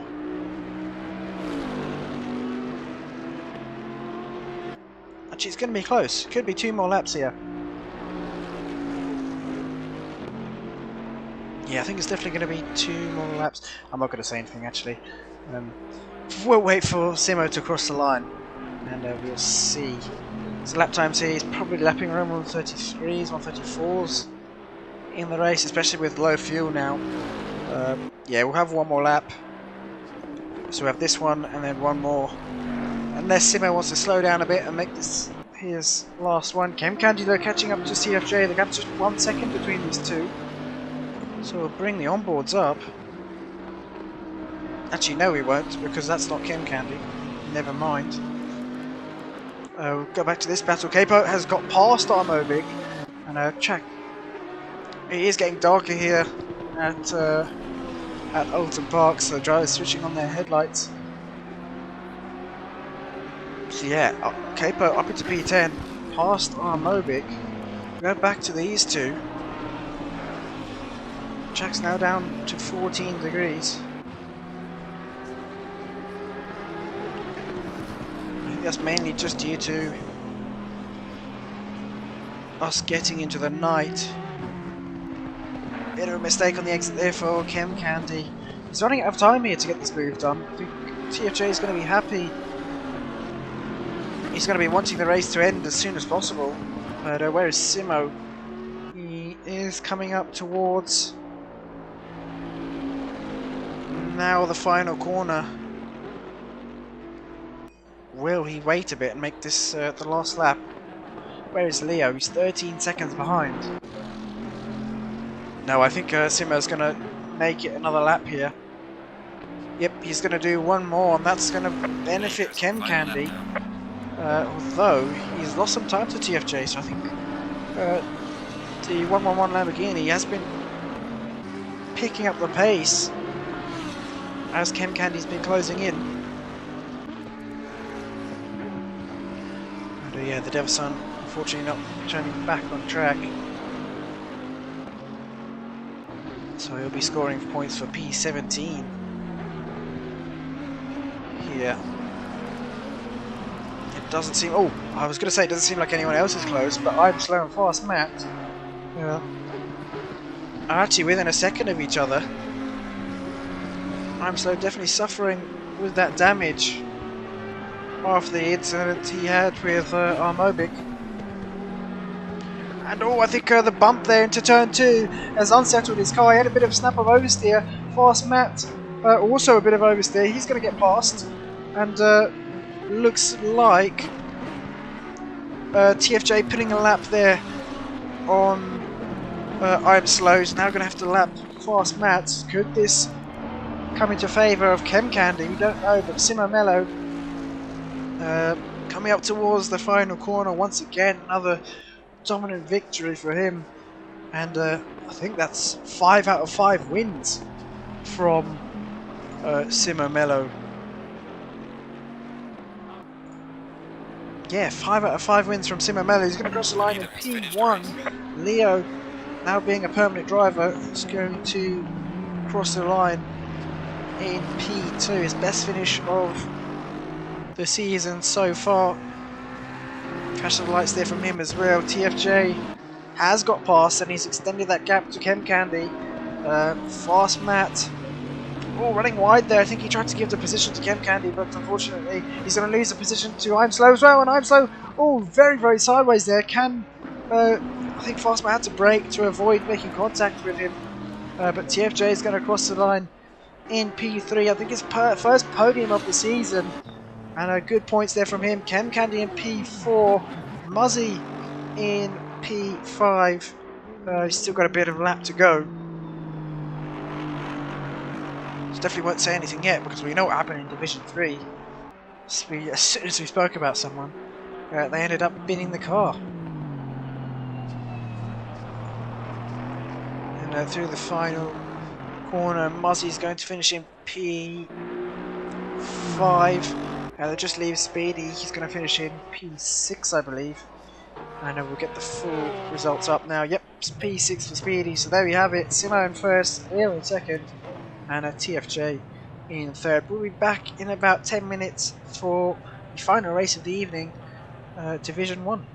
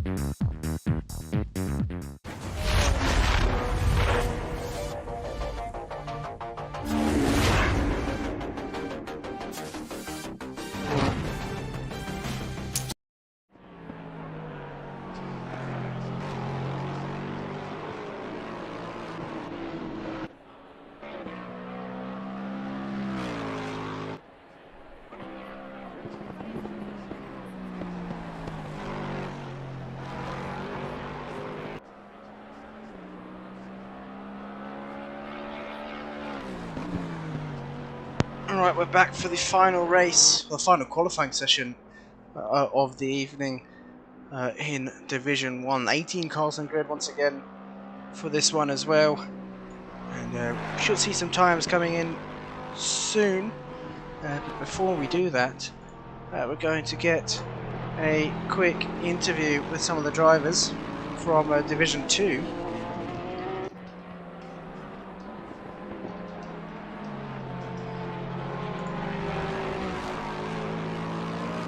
So, we've got TFJ. We've got TFJ now here for an interview, and congratulations on your first podium position of the season. Yeah, I think. Yeah, very challenging. I think you had Chem Candy closing on you towards the end of the race. Did you make any mistakes, or were you just taking it easy?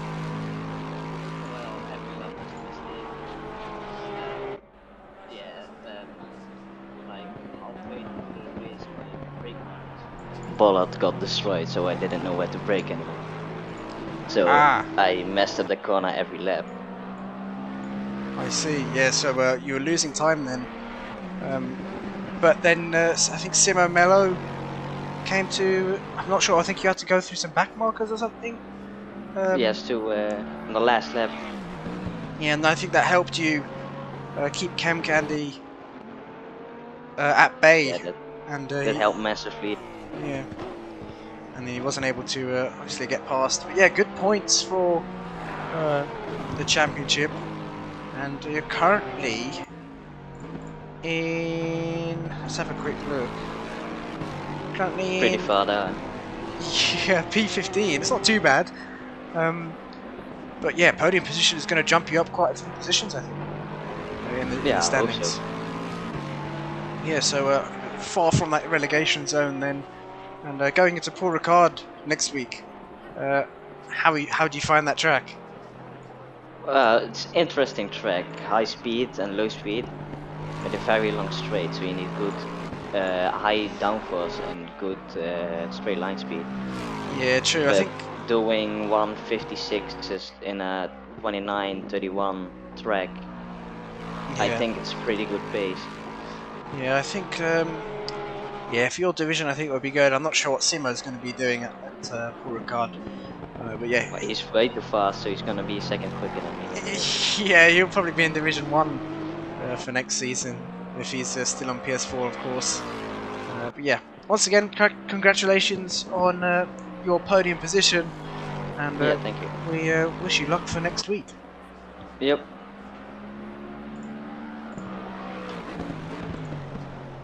So there we have it. That was TFJ. We're going to bring in a race winner of Division 2 very shortly, but currently Euphoric State on provisional pole here, 133.9. Now Ethan in P3, just 9/10 off. Baptista in P4, 9/10 off also. We've still got a few cars coming in to set some laps, so keep an eye on this qualifying session. Let's bring in Simo Mello in just a second.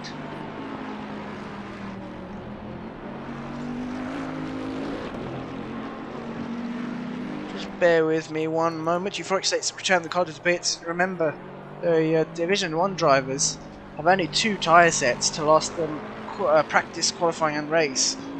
Most of the drivers not going out in practice, of course, to save their tyres.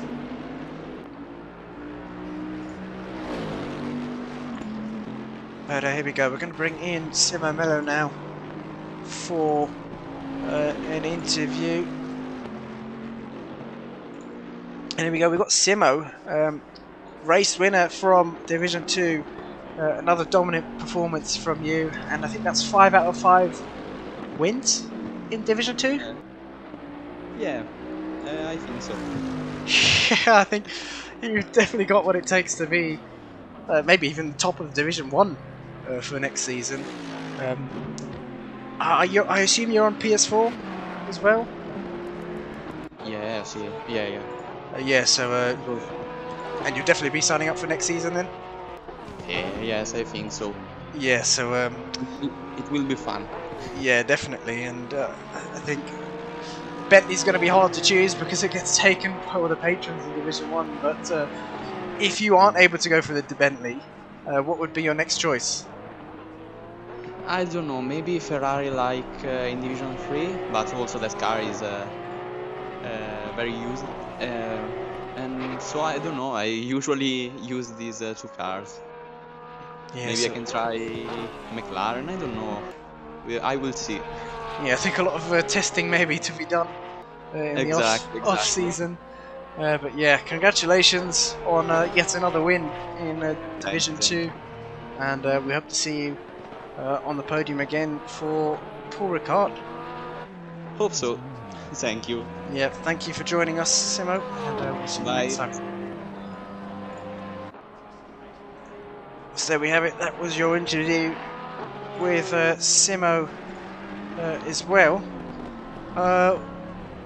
So back to this qualifying session. Looks like Baptista. Oh, a big spin there for Euphoric State. That's not going to be nice on his tyres. But Baptista on provisional pole on a 33.7. RMS in P3. Euphoric State in P2. RMS in P3. Oli RSI in P4. He's got some good pace here at Oulton Park. Just 4/10 up. It just shows you how close Division 1 is. It's always this close. Melvin in P5 currently, Lager in P6, He's going to return the car to the pits. KC, oh, KC and SVW off there. Looks like they both may have made a mistake. Wreck Advantage new to Division 1. Unfortunately, Lely has got some work commitments now on Sunday, so he won't be able to race with us on Sundays anymore. And he's just waiting for that PS5 championship to come out for next season. But Wreck Advantage in P9, so looking good in the Porsche. And now we've got 4 Porsches now in Division 1. SVW in P10 there. Look at that, just 1,000 off a second. But he's just letting Ollie RSR through. Yeah, look at that, top 10 all separated by just a second. Just out of that second range. Baptista back out on track. Next car across the line. Is it going to be Ifan? Yes, it's going to be Ifan. Where is Ifan? Here we go. Currently in P11. Needs to find a couple tenths if he wants to gain some positions. But he tags the grass on the entry, the inside, through the final corner, sorry, and he's going to cross the line. Any improvement from Ifan? He does, finds him time, bumps him up into P10. The top 2 still separated by 10th though. Looks like the number 33 car BST NNA is going to cross the line, or coming through the final corner now, and he's going to cross the line. Now let's see any improvement from BST, and he does improve. Wow, great improvement there from BST. Jumps into P4, just 3 tenths off, and looks like he's found some pace in towards the middle of this season. We're actually just over halfway, round 5 out of 8, and yeah, BST usually was towards the bottom of the mid pack in previous seasons, but yeah, he's definitely turned it up a notch, and he's now looking for a front row, a second row start here in Division 1. Still 4 minutes left of this qualifying session though, and let's have a quick read of any comments coming through.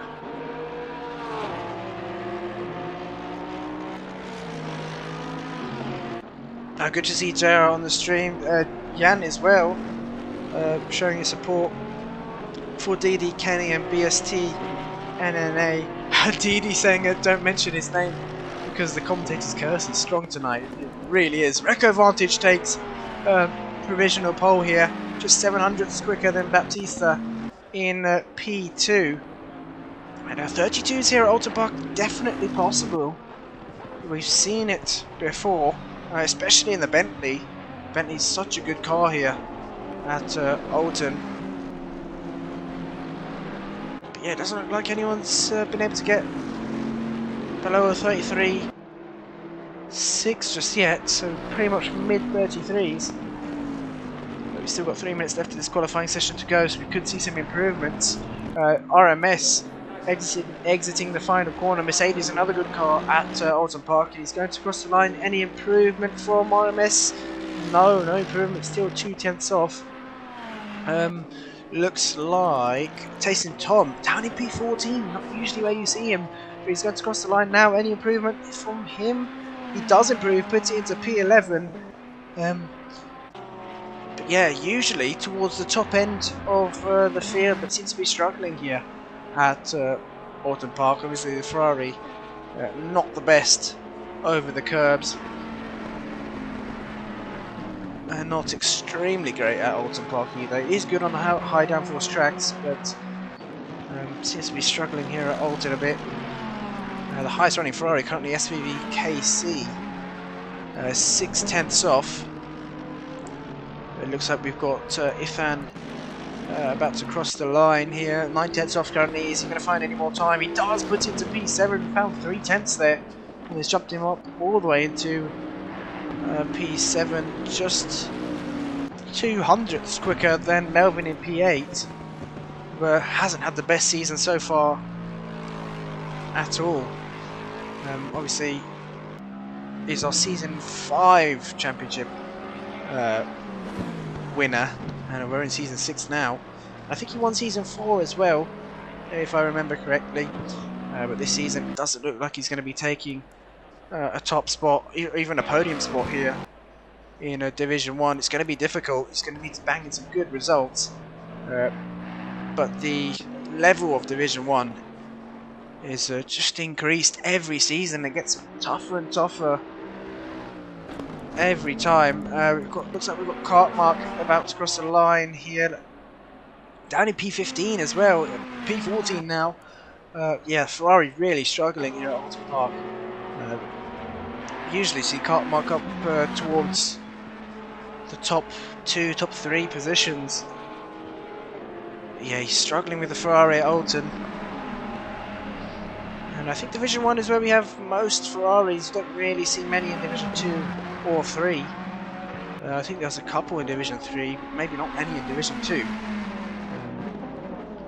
It looks like that's Tace and Tom just up ahead, the two Ferraris, quite even on pace. Casey, though, the leading Ferrari. Kenny down in P17.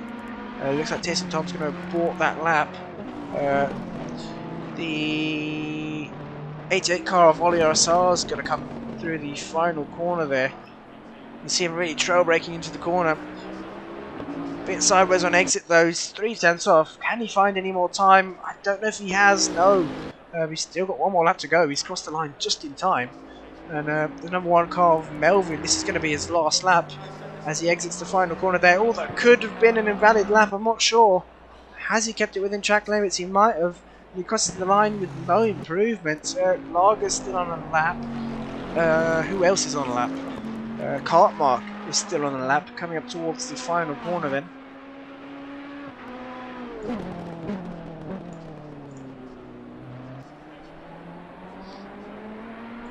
And going to cross the line. No, looks like he aborted that lap, so that is your qualifying session over then. Reco Vantage, new to Division 1, taking pole position. Baptista in P2 and RMS in P3. I'm surprised that no one got into the low 33s.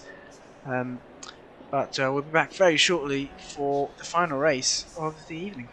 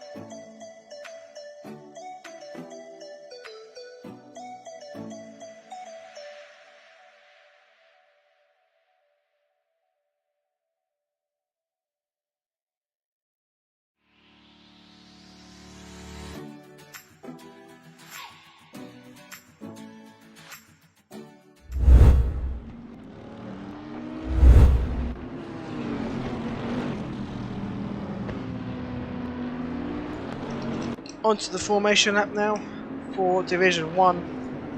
I don't think we've read out the standings yet. Usually we have a graphic for the standings, but this week we don't. Tyson Tom actually leading the championship on 196 points, followed by Baptista on 181, then RMS on 162, followed by Kingy and P4 on 161, so just 1 point between P3 and P4. Lager in P5 on 151. Melvin, also known as Ron, 71, in P6 on 127. Lely, who is no longer in the championship, unfortunately, due to work commitments. So Ollie then takes P7 on 104. Kenny takes P8 on 85. Deedee in P9, also on 85, and then Ethan in P10 on 82 points. So drivers lining up side by side now, approaching the final corner, getting ready for the start of the race. Make sure to like the stream if you haven't done so already. Become a patron as well if you enjoy what we do. Helps us out massively with covering server costs, and you also get some extra goodies in return, so be sure to check that out, and also make sure to donate towards the PS5 Championship. But here we go, we're going to be green any moment now, and looks like we are green. Porsche record advantage off to a good start. Baptista now slotting in behind, defending that inside line into turn 1. Euphoric State on the outside here. BST running wide, he's going to have to try and keep it on the track. He does. It changes camera angle very, very quickly here. There we go. So BST holds on. Ithan's run wide though, and this is the problem with Oulton Park. You get onto that grass and it's impossible to get it back on track. And that's Tyson Tom also sideways in the background, but he looks like he's got it back on track as well. And we had quite a clean turn 1 here in Division 1. Wreck Advantage still leads the race. What about Baptista? What happened there to Euphoric State? Looks like he had a bit of oversteer there. Maybe got into the power a bit too soon. So you have to rejoin. He might be able to hold off against Lager though. They're going to be side by side. Lager backs out, although Euphoric State did leave him the room. Thinking Lager could have been a bit more aggressive there. He would have had that position done, but he's now got to defend against SVW. Cartmark defending against Kingy. Kingy not really confident with the McLaren around this track. Deedee in P13, fending off Kenny in P14, followed by Ethan, then John Jig in P16, Rocco in P17, and Tyson Tom running up the field in P18. The championship leader, all the way at the bottom of the field.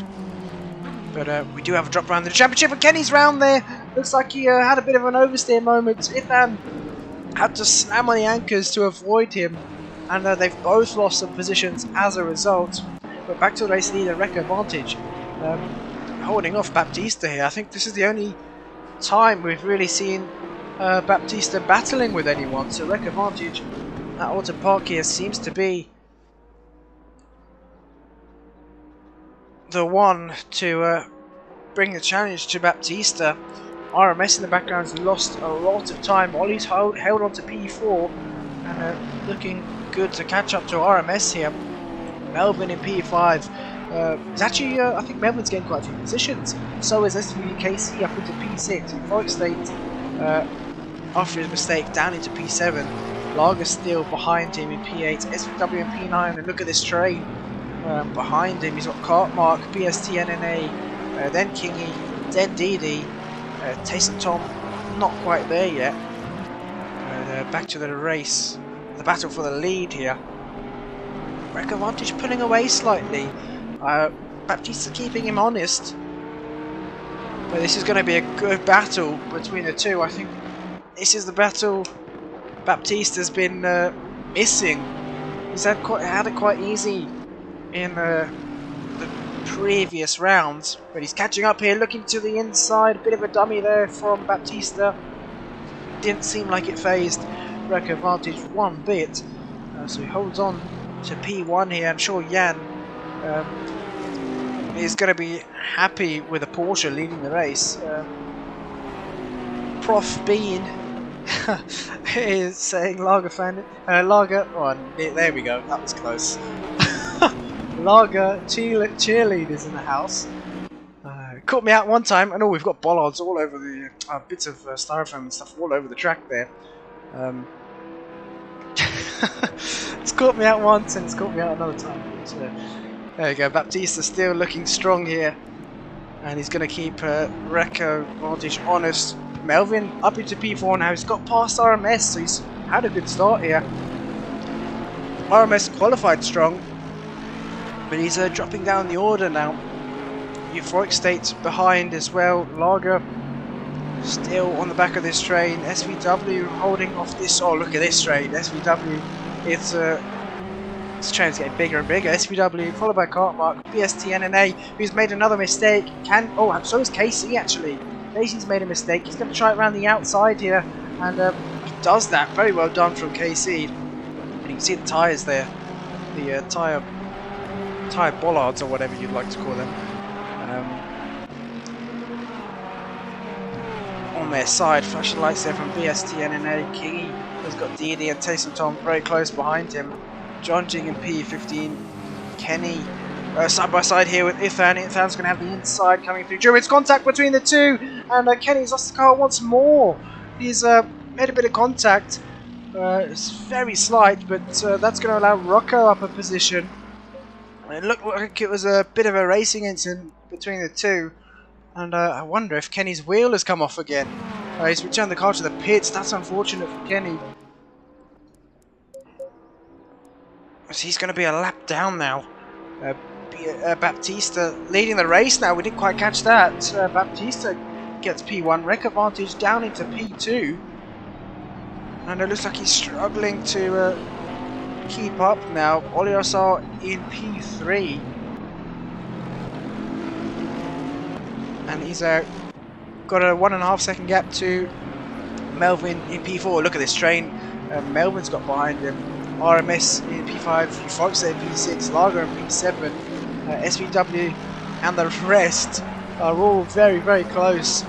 So this is what racing should be. Oh, actually, Deedee looking to have a better exit than Taysom Tom there. They're going to be side by side coming towards this chicane as well.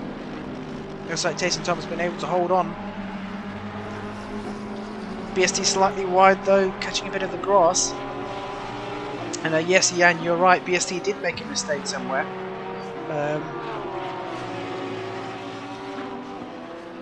He's now having to defend against John Jig. Lee saying choo choo. Yeah, we've got some trains here. I think Baptista's captain at the moment. Wreck Advantage losing some time to Ollie though. Ollie RSR closing in on Wreck Advantage here. The gap's just a second. Looks to be under a second now. And look at this train in the background. This is some brilliant racing. Melvin followed by RMS. I think Lager tried to have a look on Euphoric State. Couldn't get the move done. And this is the thing with Baptista. Even if he doesn't qualify well, he's got that racecraft and he's got the race pace. Just continuously lap. Well, he's got consistency, sorry, to continuously lap at good speed. And I think that's what helps him out the most. Looks like SVW and Cartmark are catching up to this train just up ahead. Euphoric State looking for a move, no backs are off. And over to the racing line once more. Oliosar still within a second to Advantage, and Wreck Advantage has made a mistake, and that allows Oliosar up into P2. So, good job there from Ollie. Recco down to P3, capitalising. Ollie also capitalised on Wreck Advantage's mistake. Melvin's still struggling to, I wouldn't say struggling, but he's holding off this pack behind him. We saw the Euphoric State with a bit of a slide, and that's SVW side by side with Cartmark, and it looks like SVW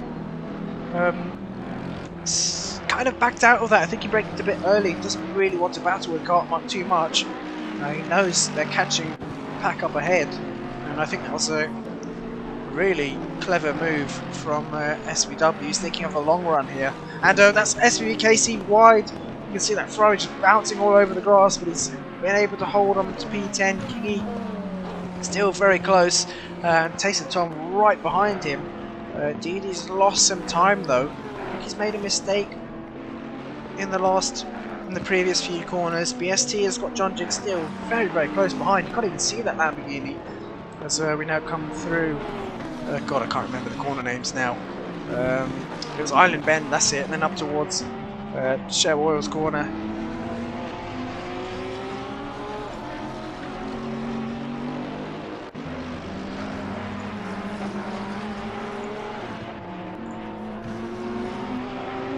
Back to this battle for P2. Ollie is pulling away. Still the gap. I think it's over a second. It's not 5/10 between these two. Yeah, there we go. 1.1 seconds. Melvin's 2 seconds back to wreck advantage. He's broken away from RMS. He's got a bit of breathing room. RMS has also got a bit of breathing room to Euphoric State. Lager's dropping off though. I think he was complaining about grip earlier on.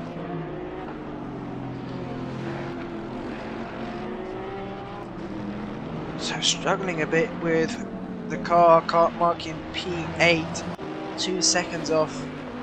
He got past SVW. I think he's closing the gap to Lager now, so we could see him on the back of the train shortly. This train has been going on forever. SVW followed by KC, then Kingy, then Taysom Tom, and then now Deedee's caught up as well. BST and John Jig in the background.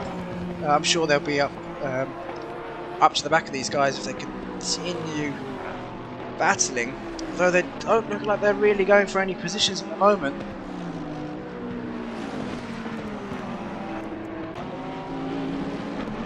But RMS caught back up to Melvin, likewise as Euphoric State.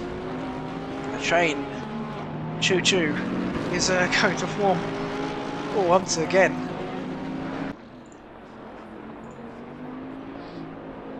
Jan saying he thinks BST has damage, he's struggling at the moment.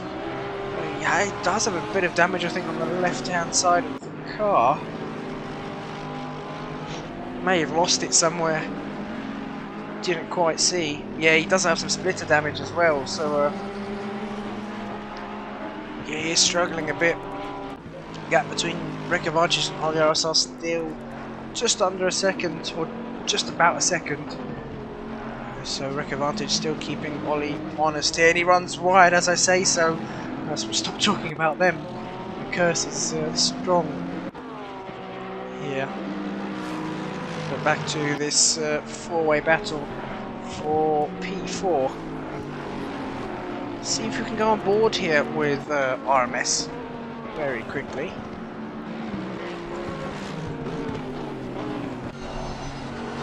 There we go, on board with RMS now. See the Euphoric State in the rearview mirror. But he's losing some time to Melvin. Melvin tackling a bit of the curb and the grass on the inside, going through Shell Oils now. And look how close Euphoric State is. Oh, a mistake there from Melvin. Look how close Euphoric State is. And I think that's Cartmark in the background, who is pretty much caught up. Alex is bouncing over the curbs there. The last lap from RMS 135.0. He's going to be lapping in 134 this lap.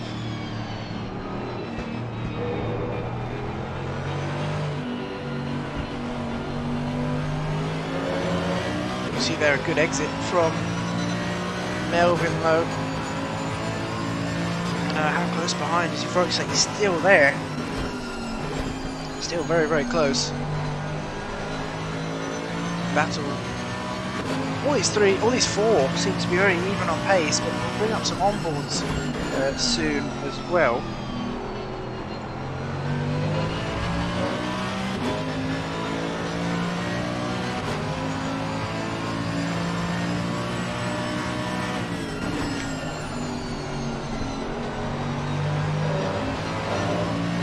Yeah, we'll bring up some onboards now.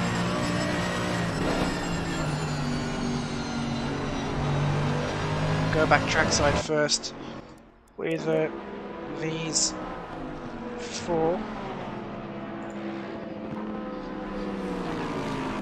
And look how close RMS is there through Island Bend. He's going to look for the outside. He's going to have to defend that inside though. Euphoric State is so close behind. And there's just not enough space for him to get past. Raga bouncing over the outside curb.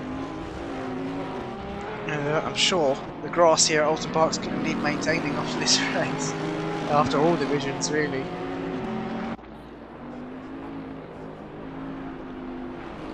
But looking further down, John Jig in the mix now. He's got still BST NNA in front of him. Deedee's made a mistake as well, I think. He's down into P16. I think he was up with Kingy in P10 or P11. But he's dropped down quite a few positions here. Kenny's still in the pit, so I think it's going to be a DNF for him, unfortunately. And I think that's going to be his drop round.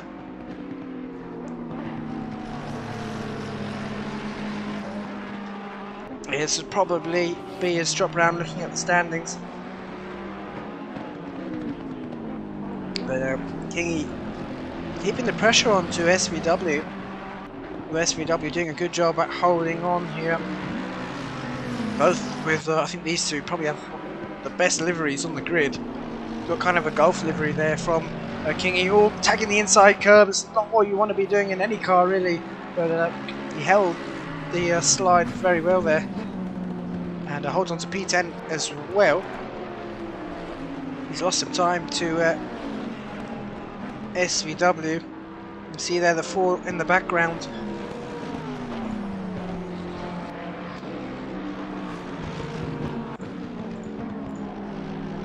Let's bring up some onboards now as well. I think I'll bring up an onboard from Ethan, who's currently in P14. Ethan was obviously watching the at Barcelona, Catalonia, the circuit earlier today, watching the GT3's race around there. I'm not sure if we can bring up his onboard. Just bear with me a moment.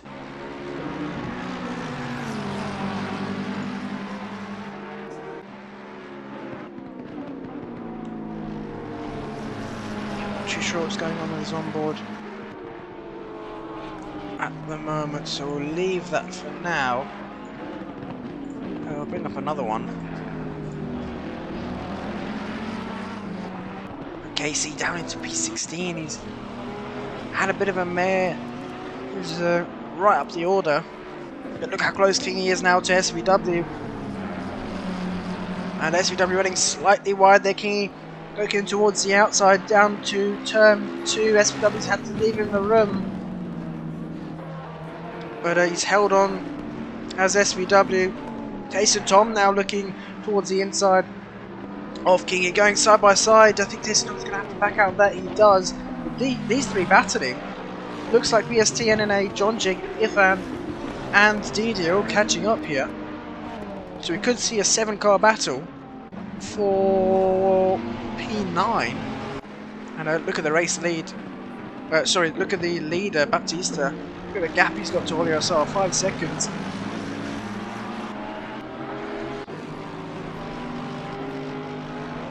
And obviously 2 Bentleys up front. Ethan, unfortunately, after contact with Kenny down in P14. And we'll keep an eye on this battle going on. Let's bring up the onboards in just a moment. If you can get some up.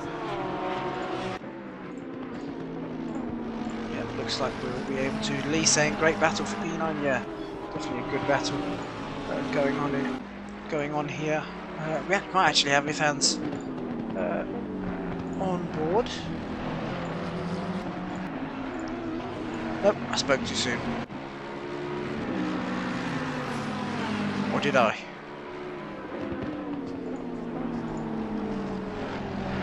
No, I didn't. No, I didn't. Looks like Ethan's actually side by side with. No, it wasn't side by side.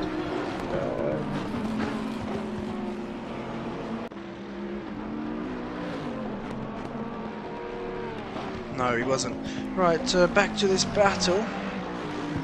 King Kingy's still holding on to P10, trying to get past SVW, chasing Tom very, very close. BST at 2.6 seconds off.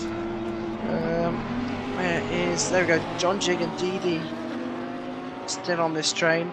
I think the drivers don't really want to be battling too hard. It's either that or they just can't find a way to get past. And you saw how close qualifying was. And when you're, like Matt said in Division 3, when he was commentating with us, when you're at the same pace as the drivers ahead on a narrow track like this, it's so difficult to get past.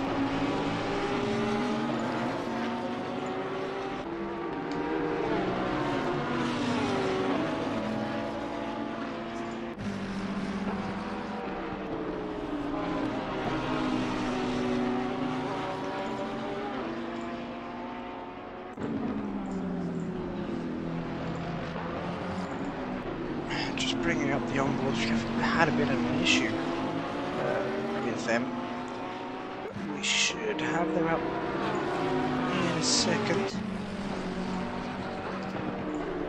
There we go. So top right we have Ifan, and then bottom right we have Ron, also known as Melvin, currently in P3.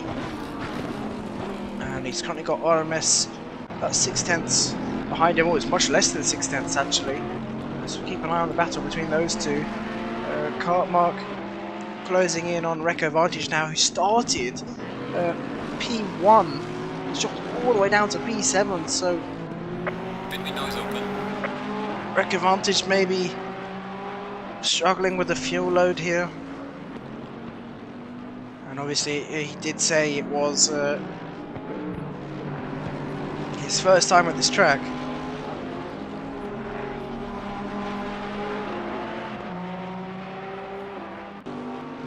Down to P7 and Hartmark looking for a move. Yeah, now looks like we do have a bit of an issue with Ifan's POV. So we'll leave that for now. Hartmark now looking to go for a move. He's going to send it into the final corner. No, he's going to stay on the racing line here. A bit deep into the final corner though.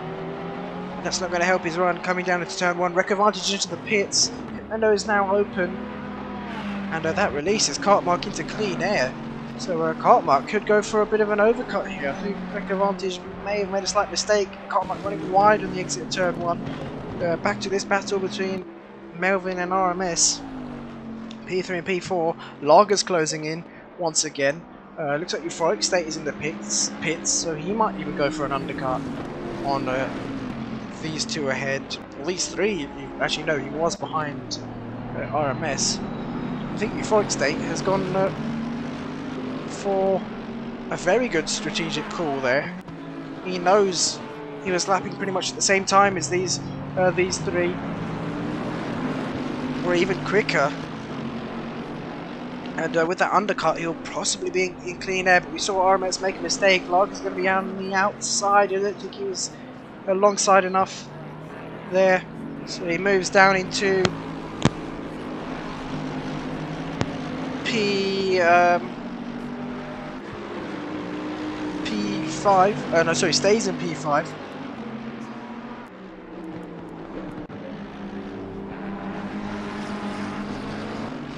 Kingy.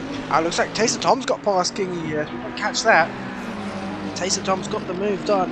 SVW's dropped down a few positions as well. He's down into P9. Ifan still in P10. Jonjic still in P11.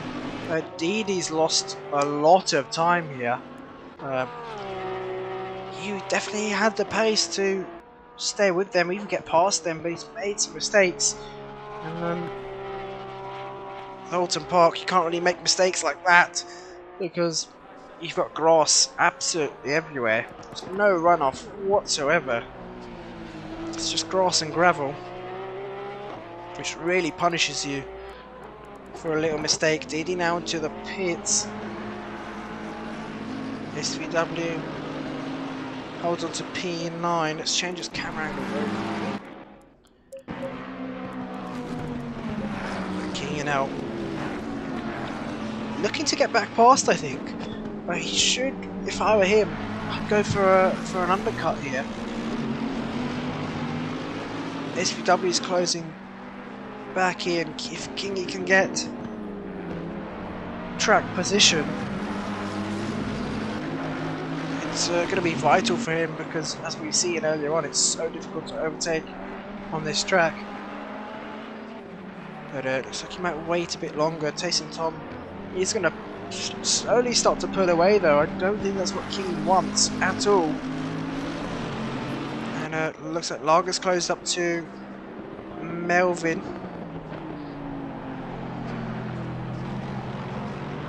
Will we see any of these two pit? Now looks like they're going to keep it out on track. Lager's going to use the slipstream to his advantage to close that gap in even more. And the gap between the top two is still around 6 seconds, so it hasn't increased massively. Which I said that now, it will go up to 10 seconds, oh thank God. Still around 6 seconds between those two. Jonjing and Ithan still battling it out. Jonjing's, I think, had a much better race this time around than last time Zolder. I think Zolder was wet. Or at least greasy, I can't remember. But yeah, this train's still going strong. Taysom Tom is gapping them slightly now, though. And Jonjing, I think, just waiting in the wings patiently for one of these drivers to make a mistake. But I think even Jonjing could go for an undercut here. Look how hard SVW and Ithan are battling. If Jonjing can get this pit stop done and out of the way, he should come out ahead of them. And I think that was SVW and Ithan going side by side. Ithan in the Bentley jumping over that sausage curb. But luckily not one settling that beast of a car.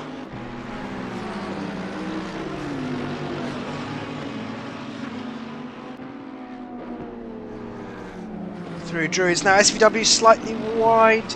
Kept it on the track though, and Taysom Tom's round. Looks like Kingy, I think, had to avoid him. And doesn't look like there was contact. No, I'm not sure. I think Kingy definitely had to avoid Taysom Tom. They weren't that close together. So yeah, they probably...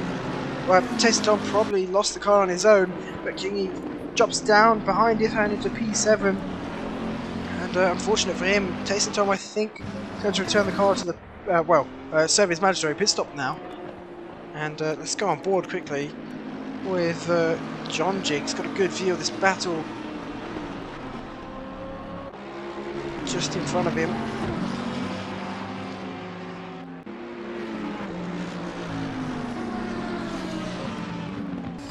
On board with Jonjing now, coming through shell oils. He's got a really good view of this battle. See that bump just before this chicane. Britain's here. Can unsettle the car if you're not careful.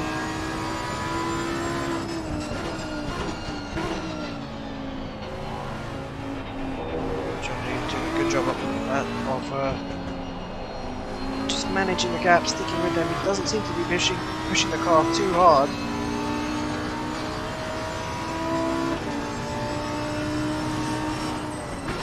Looks like Kenny with a bit of a mistake there. He's lost some time to Ithan. You can see how much time these two have lost actually. Ithan very close to the back of SVW. He's not going to make a move into the final corner. Will we see any of these four diving into the pits? No, still keeping out on track. Last lap from Jonjing on 36.5.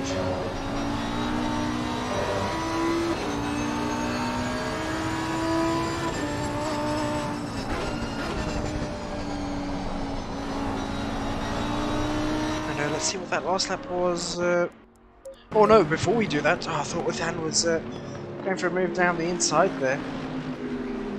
Let's look at the last lap from Kingy. So it was a 1:36.1, so not too far off of pace, these four. Lapping in at 36s currently.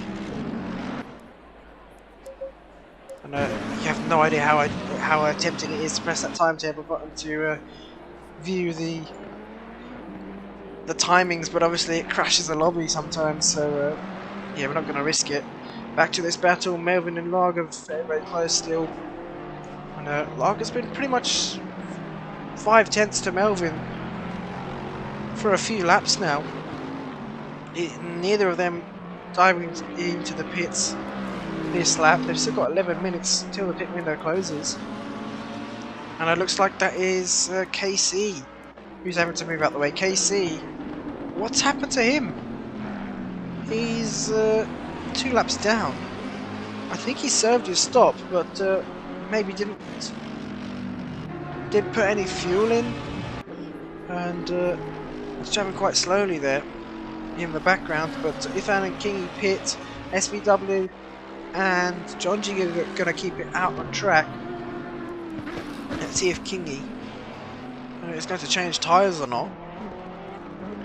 If he can get track position, it's going to be crucial to gain some points. We've seen in the pack how hard it is to overtake.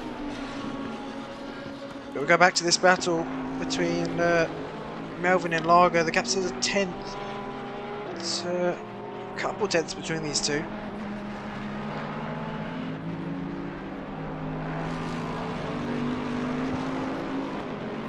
Lager just hasn't been able to get past. And I think Ithan's going to... I think King has changed tyres, so Ithan's going to stay ahead. We are at the halfway mark. Keep pushing. Halfway into the race now.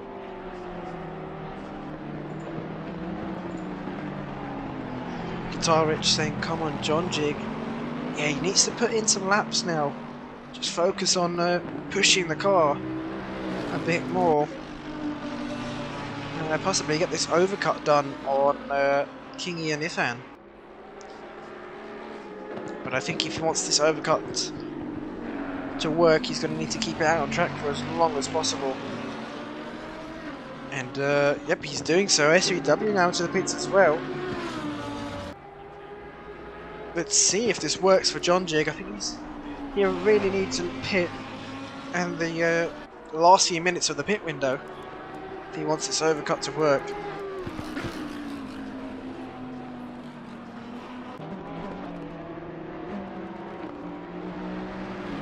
Casey now into the pits. He's going to serve mandatory stop probably.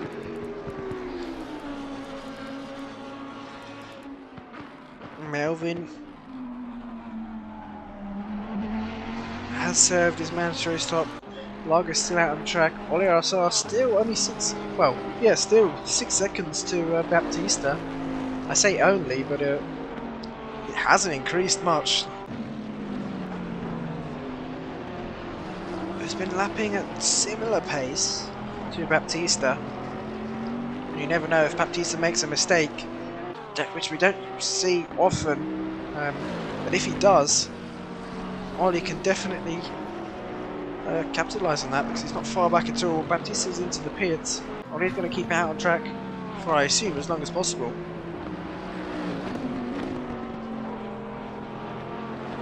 And he's going to be running on much. He's going to be running a much lighter car, lower fuel. It's probably going to help him here, gaining some time. But oh, looks like we've got a SVW wide there through Shell Oils. He lost the position to Kingy and BST-NNA.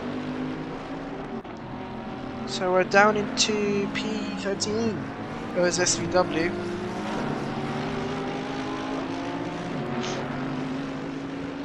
RMS about a second back to Melvin. Cartmark. He's had a bit of a lonely race this second stint.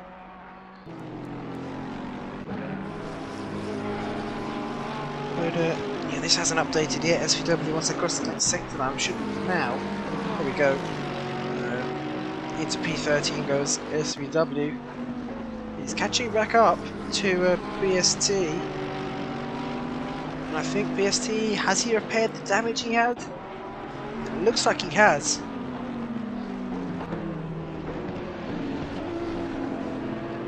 So he might be able to put in some good lap times now. SVW running slightly wide through the final corner. But these two battling is going to allow Kingy to pull away. He's already got a 1.2 second gap to BST behind the provisional race leader. Orios are now into the pits.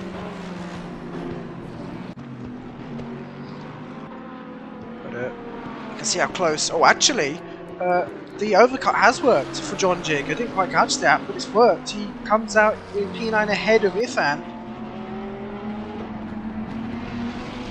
And ahead of Ifan, ahead of Kingy. Yeah, it's worked wonders for John Jig. The question is though, has he changed tyres or not? I'm not sure. But as long as he can defend for the last 26 minutes, which is a bit of an ask. But John Jig, I'm sure he knows what he's doing. Started in Division 2, I believe, with us. And he's made his way up to Division 1. So he just needs to defend against Ifan. It's not going to be easy though. Ifan really putting on the pressure at the moment.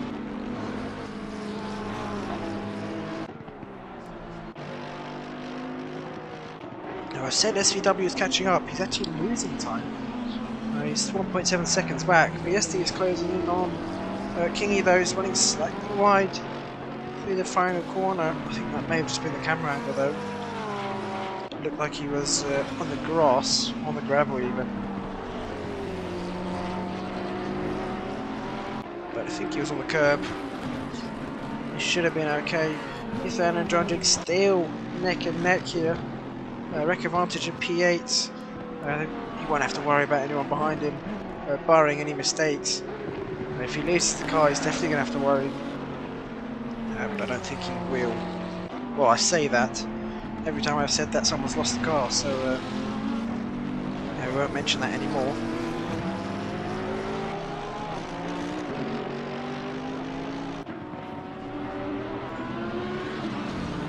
Lee saying, come on Marvin. John Jig Guitar Ridge saying John Jig 35.5 that last lap. Not sure how old that comment was.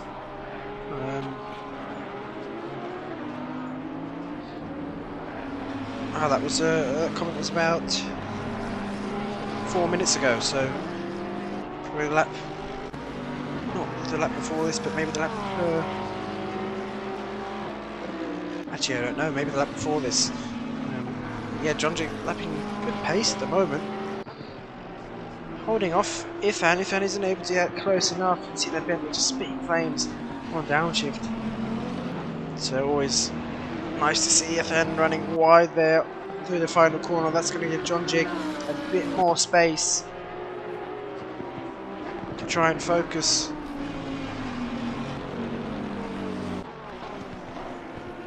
BST and all sideways on the exit of turn 1. He's kept it together. SVW is losing a lot of time to these two in front.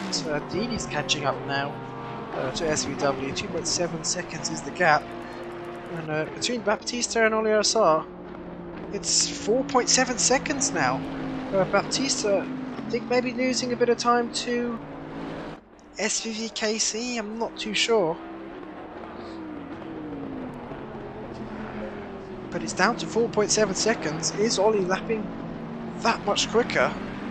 Let's have a quick look actually. They're going to cross the line in a moment, so we'll see once they cross the line.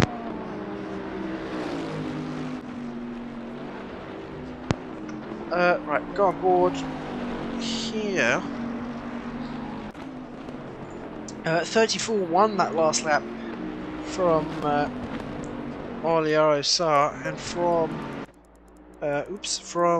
Baptista it was a 34.4, so yeah, Ollie is closing in ever so slightly.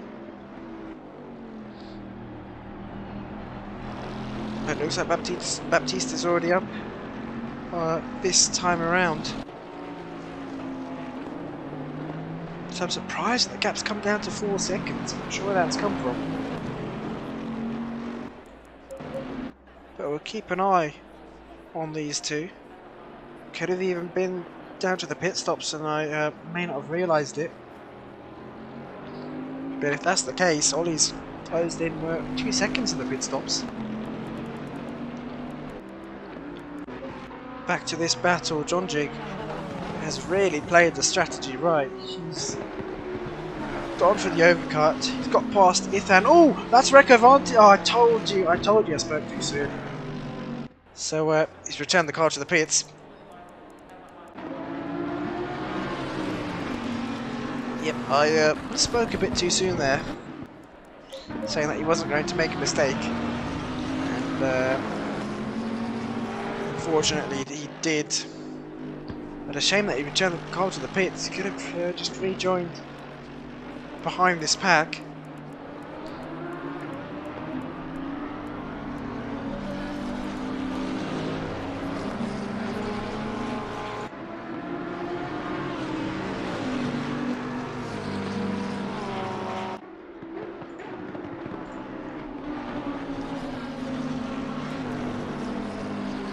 And that's Casey stopped on the side of the track as well.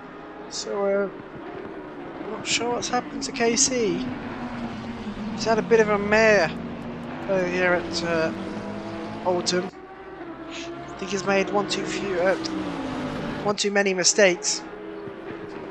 Looks like Euphoric State is catching up to Lager. These two within a second now.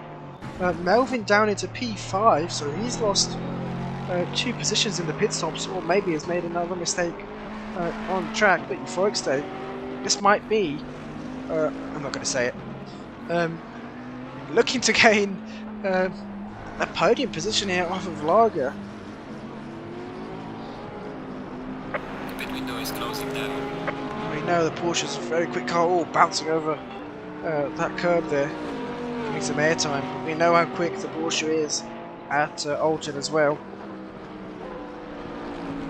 You can see all the rubber on the track after 40 minutes of racing. You can see where the grip is, where all the rubber's been laid down. And Lager's not going to have an easy 19 minutes. But yeah, Casey, has he got going again? Yes, he has, so that's good to see.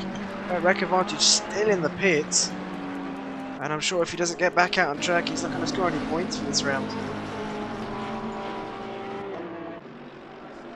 Guitar saying, was that commentator's curse? Reco? Yep, it. Unfortunately, it was a bit of a delayed one. Yep, it still was.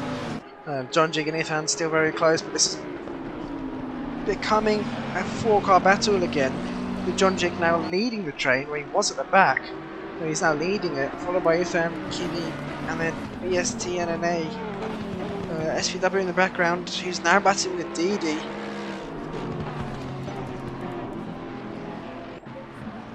But Euphoric State and Lager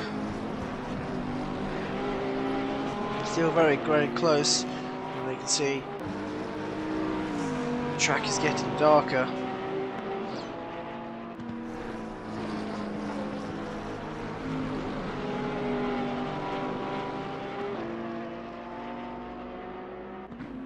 We're approaching towards night time. I don't think it's going to get too dark towards the end of this race. Back to this battle. Look at this now. Jonjig's got a handful to deal with. He's got Ethan behind, who jumps over that curb again. But yeah, holds on. Keeps the car pointing in the right direction. Kingy as well to deal with now. BST NNA is losing some time.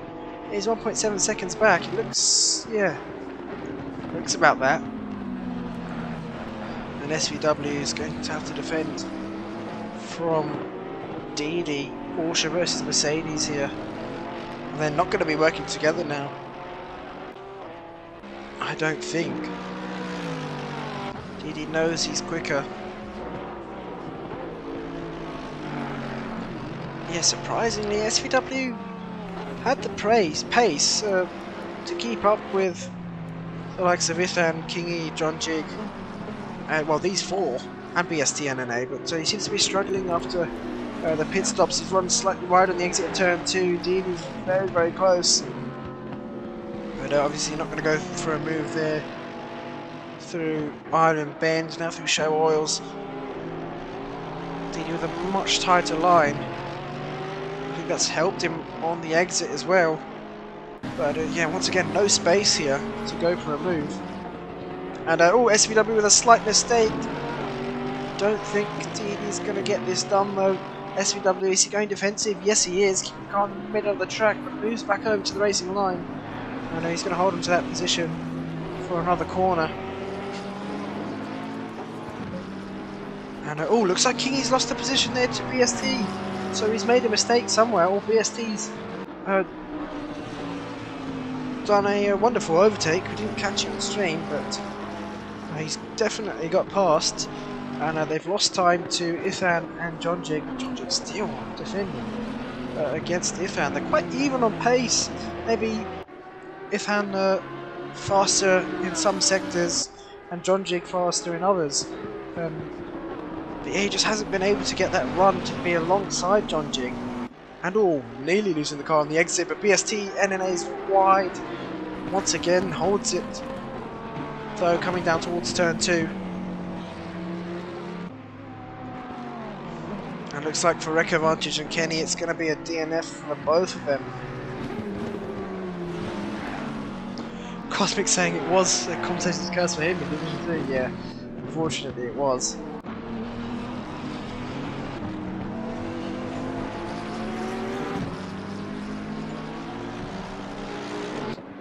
And back to this battle, Deedee and SVW. It's actually getting darker than I expected here. I think Deedee might have to switch on his lights shortly. So he's only got his, I think, daytime running lights on, I'm not too sure.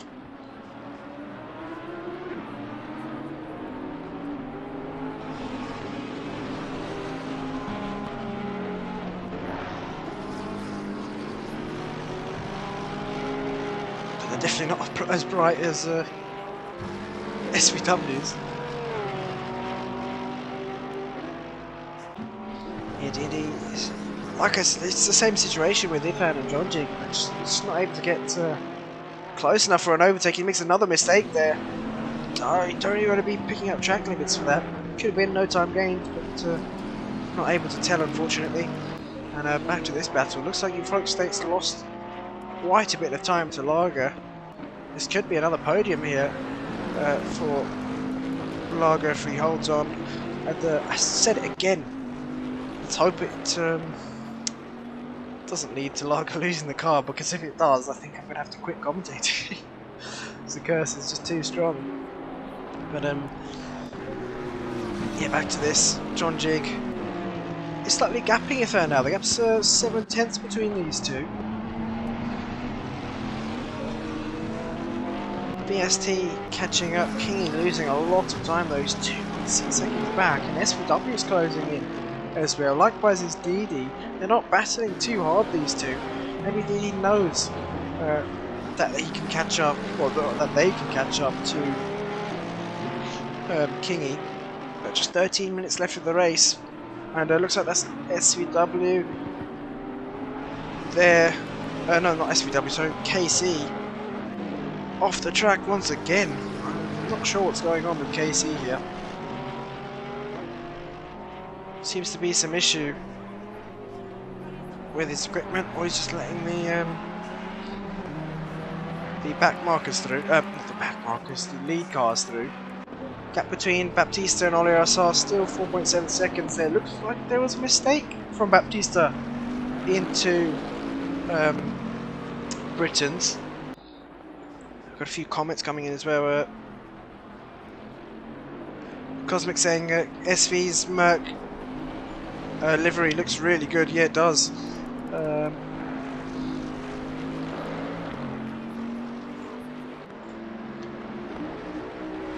think it's one of the best liveries on the grid, alongside Kingy's there. The Golf, pretty much a Golf livery he's got on that McLaren.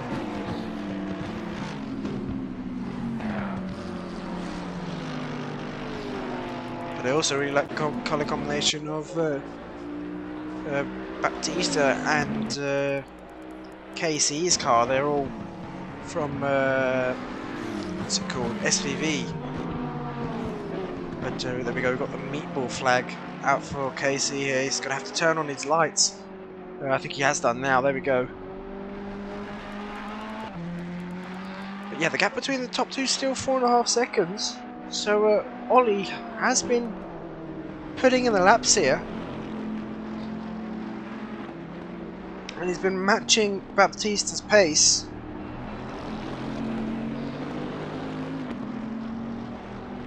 Ollie obviously running the SimZone Bentley setups now as well. John Jig. Oh, he's lost some positions as John Jig. BST NNA's got past. Ithan's also got past. So John Jig, with just 10 minutes of the race to go, he's lost a couple of positions here. But Kingy, unfortunately, I think his second stint has dropped off the pace slightly, or he's been making a few mistakes. Yeah, in terms of the headlights, I think the Mercedes just has some really bright headlights here. Or it's maybe put it on endurance mode, I'm not too sure.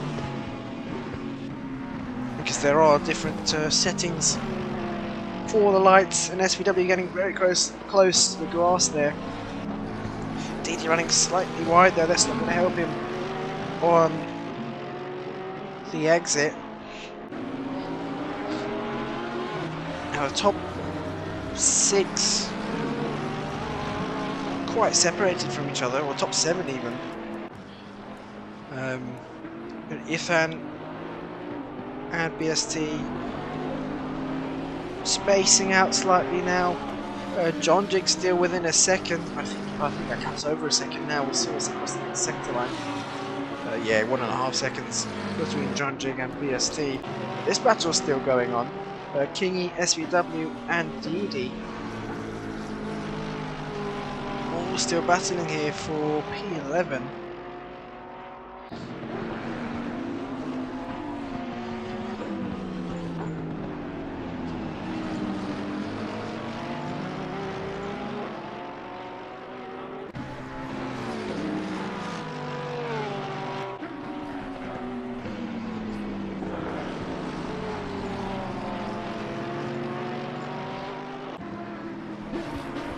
Guitar saying John Jig made a mistake in the chicane.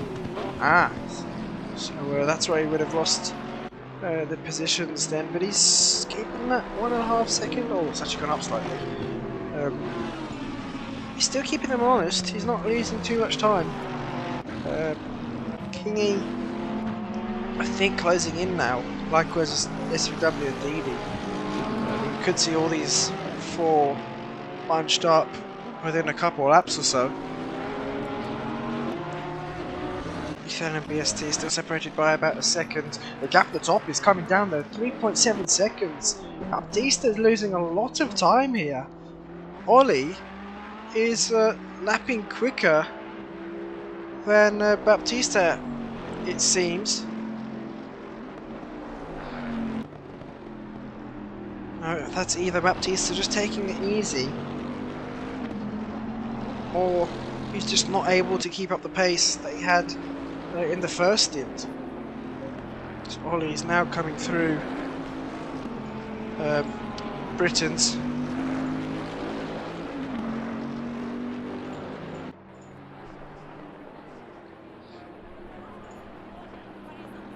And yeah, the gap is still 3.6 seconds. Let's go down to Cartmark, who's closed in on Melvin.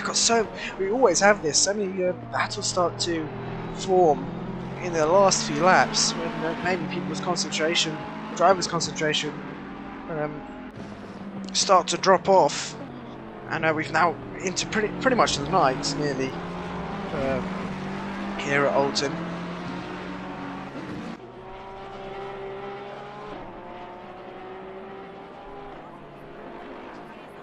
Yeah, this is a battle to watch out for. BST is now on the back of Ithan again. So these two are ones to watch out for. John Jig's not far behind, so these two keep on battling. I think John Jig, he's 3.2 seconds back though. So I'm not sure, unless these two end up coming together. With just 6 minutes left of the race, it's going to be hard for John Jig to catch up and then get past them. But Kingy in P11, followed by SVW and Deedee. Deedee hasn't been able to get past, but I don't think he's really been looking for an overtake. He might be saving it for the last couple laps. Oh, he's just not able to get alongside with the Mercedes being so quick on the straights compared to the Porsche.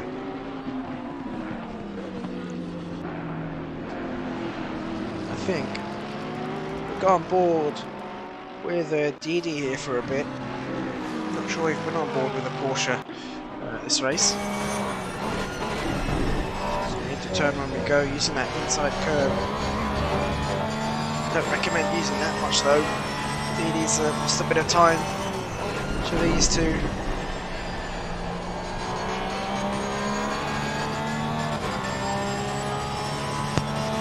Not sure what's happened to the rearview mirror there of Deedee and SVKC that was. Just stopped on the inside and SVW's wide. Can he keep it out of the wall of death as we like to call it? No, he can't. Oh, he's hit the wall very hard there. And well, he's going to lose a lot of positions here. Well, yeah, Tasty Tom's got past. He's going to lose a position, a couple of positions. And he's got some damage now. Don't think he's going to lose on to Rocco, though. Rocco's a couple laps down to SVW. Hey, what a shame, with just 5 minutes left of the race to go. As what I was saying earlier as well, just driver's concentration dropping off slightly. And you can't really have that on a track like Oulton Park. We go back to this battle, go on board with Ifan.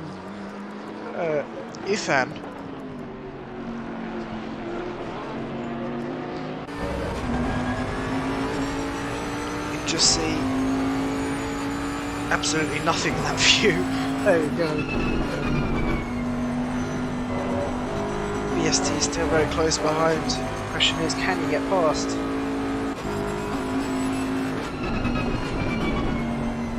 Just 4 minutes left of the race to go. So time is running out here. BST seems to be quicker, but just can't get past. There we go, trying to look for the inside, but I don't think a dummy into a fast corner like this is going to work.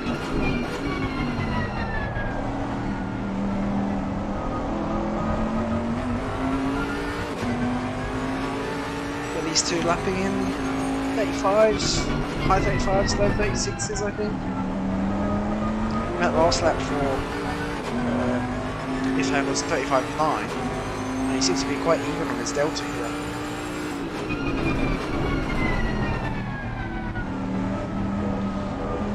So yeah, lapping in high 35s, low 36s.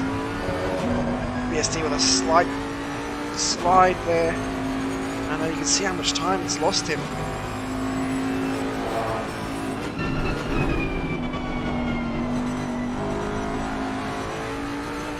Go back trackside.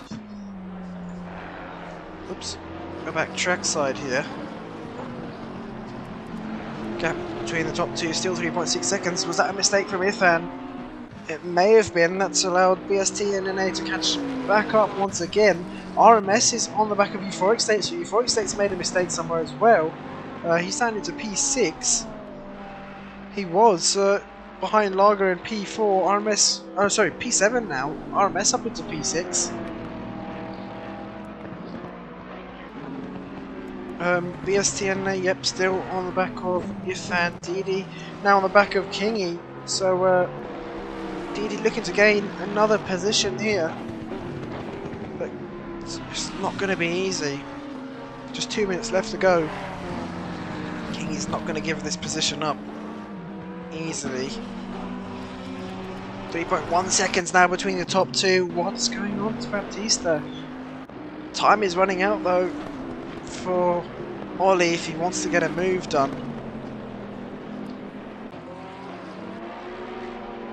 Gap is definitely coming down between the top two. 2.9 now, so I reckon if the race was a bit longer, these two would be within a second of each other. but I'm definitely not going to say anything, because if Baptista makes a mistake, or loses the car, or even Ollie loses the car, commentator's curse is true. Well, we've already seen it's true. It's going to be horrible to see if it happens to one of these two. It's a weird thing. It's a weird thing. The commentator's curse. It's like some superstition, whatever you call it.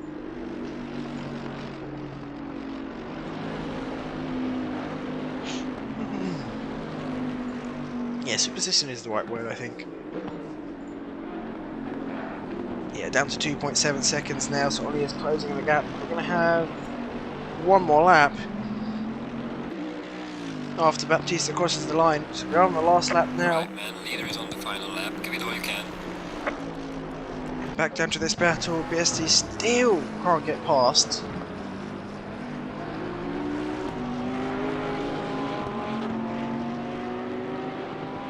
But he's had a much better race there. Flashing lights from the both of them, I think. I'm not sure.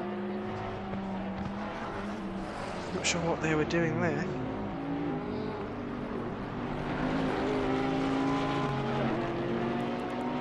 But who's that off? Oh, that's Rocco off. Doing some normalizing there. Maybe lost the car. We've seen a few people in Division 2, I think, or was it Division 3? One of those two lose the car. In that right-hander, I believe it was Knickerbrook after the chicane, turn 10 and turn 11 of his lobs. But he's lost run a bit wide there on the final corner as well. He's really not enjoying this McLaren at Oulton. And if BST wants to get that position, he's going to have to do it this lap, because we are on the final lap. Where is the race? Look, the gap's down to 2 seconds, but it looks like Baptista's going to be able to hold on as he comes up towards the final corner. And he's made it through safely, so Baptista's going to take the race win here at Oulton Park. And Ollie very close behind in P2, 1.7 seconds as they cross the line. Lager coming up towards the final corner. 3 Bentleys finishing all on the podium, just shows you how strong the Bentley is at this track. But Lager's going to cross the line in P3, flashing the lights there from him. Melvin's got a few corners to go, and Carlmark's not far behind, but Melvin just needs to keep it clean to his final corner. And I say that, I thought he ran wide there, I thought he ran deep on the brakes, but he's fine. P4 for Melvin as he crosses the line. Carlmark's going to finish with P5, flashing his lights also. RMS in P6. Euphoric State is going to cross the line in P7. Ifan's going to cross the line in P8. After what's happened to BSTNNA? He's dropped all the way down to P13. So he's made a mistake somewhere. John Jig, and a big slide. John Jig losing the car on exit of the final corner, and he's going to lose loads of positions here. Kingy's going to cross the line in P9. DeeDee's going to cross the line in P10. Taysom Tom's going to cross the line in P11. John Jig, can he hold on here to P12? I think he will be able to. Cross the line in P12. BST in P13. SVW in P14. Rocco in P15. And SVV KC in P16. With Recco Vantage and Kenny retiring from the race. Yeah, my god, that was a difficult one for a lot of the drivers on the track. Let's see if we can get an interview with the top Green light, give it all you can. 3. I believe it was Baptista, Oliarasa and Lager. Let's see if we can get a quick interview with them.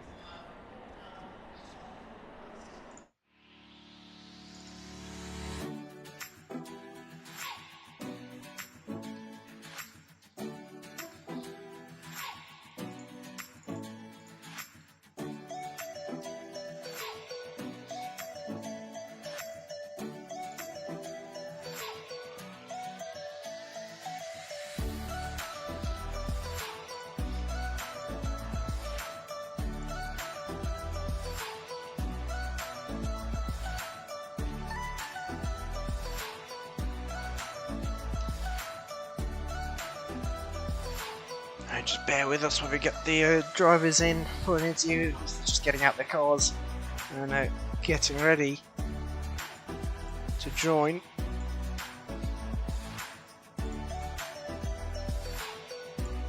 Yeah, make sure if you haven't done so already to like the stream and share it around as well.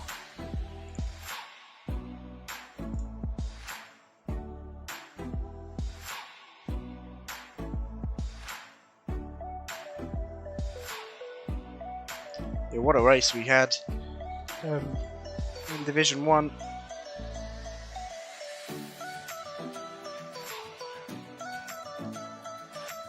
It's going to be some good points for Ollie, who's currently, and Lager. Baptista obviously picking up another win. But Lager sitting P5 in the championship on 151 points. So P3 is it's going to be another podium finish after last week finishing P2 at Zolder. And then Ollie finished P10 at Zolder last time, so this is going to be his highest finish of the season so far, a P2 for Ollie. But looks like we've got Baptista finishing in P1, another win for you, and I think you will regain the, I think you'll definitely regain the championship lead after this round. So yeah, congratulations on another win. Oh, thank you so much. Very difficult race. This track is so difficult to drive. You don't have a lot of space to commit a mistake, so you need to stay full concentrate 100% of time. So, well, very difficult. Only was very close. Was with a very good pace, but in the end I was slowing my pace, not commit mistake, and thinking the championship. So that's it. I would like to thank you, SimZone, for the opportunity. Amazing opponents, amazing championship, and well, let's see next round if I can win again. Yeah, next round is Paul Ricard. How are you feeling about that track? Nah, Paul Ricard for Bentley is not good. No good track, so I will try to stay on the track and realize some points for the championship. But I don't have a lot of think in my mind to take the first place in Paul Ricard. It will be a very difficult race. Bentley is not good there. Ferraris are very good. I think Lexus are very good also. So I would think to stay in top 5 will be a very good result. Yeah, I mean, you've got to think about the championship. As long as you can finish ahead of those you're battling with, like Tayson Tom and Kingy and RMS, I think you should be fine to extend the championship lead. Yeah. Considering that's not in the count of the drop round, so with the drop round, I think the gap increases. Yeah, so, it does, yeah. Well, that's it. Thanks so much again for the guys. Thank you so much. Brazil, my family, my friends that were watching the live stream. That's it, my friend. Yeah, congratulations once again, and Thank you. We will see you for Paul Ricard next week. Yeah, see you. Bye, guys. So there we have it, your interview with P1 as Baptista. But from us, it is done, and we'll be live next on Friday for the PC GT3 Championship, which will be at, if I can remember, let's see, which will be at Indianapolis, which console doesn't currently have. So yeah, make sure to tune in then. From us, it's good night, and have a good evening.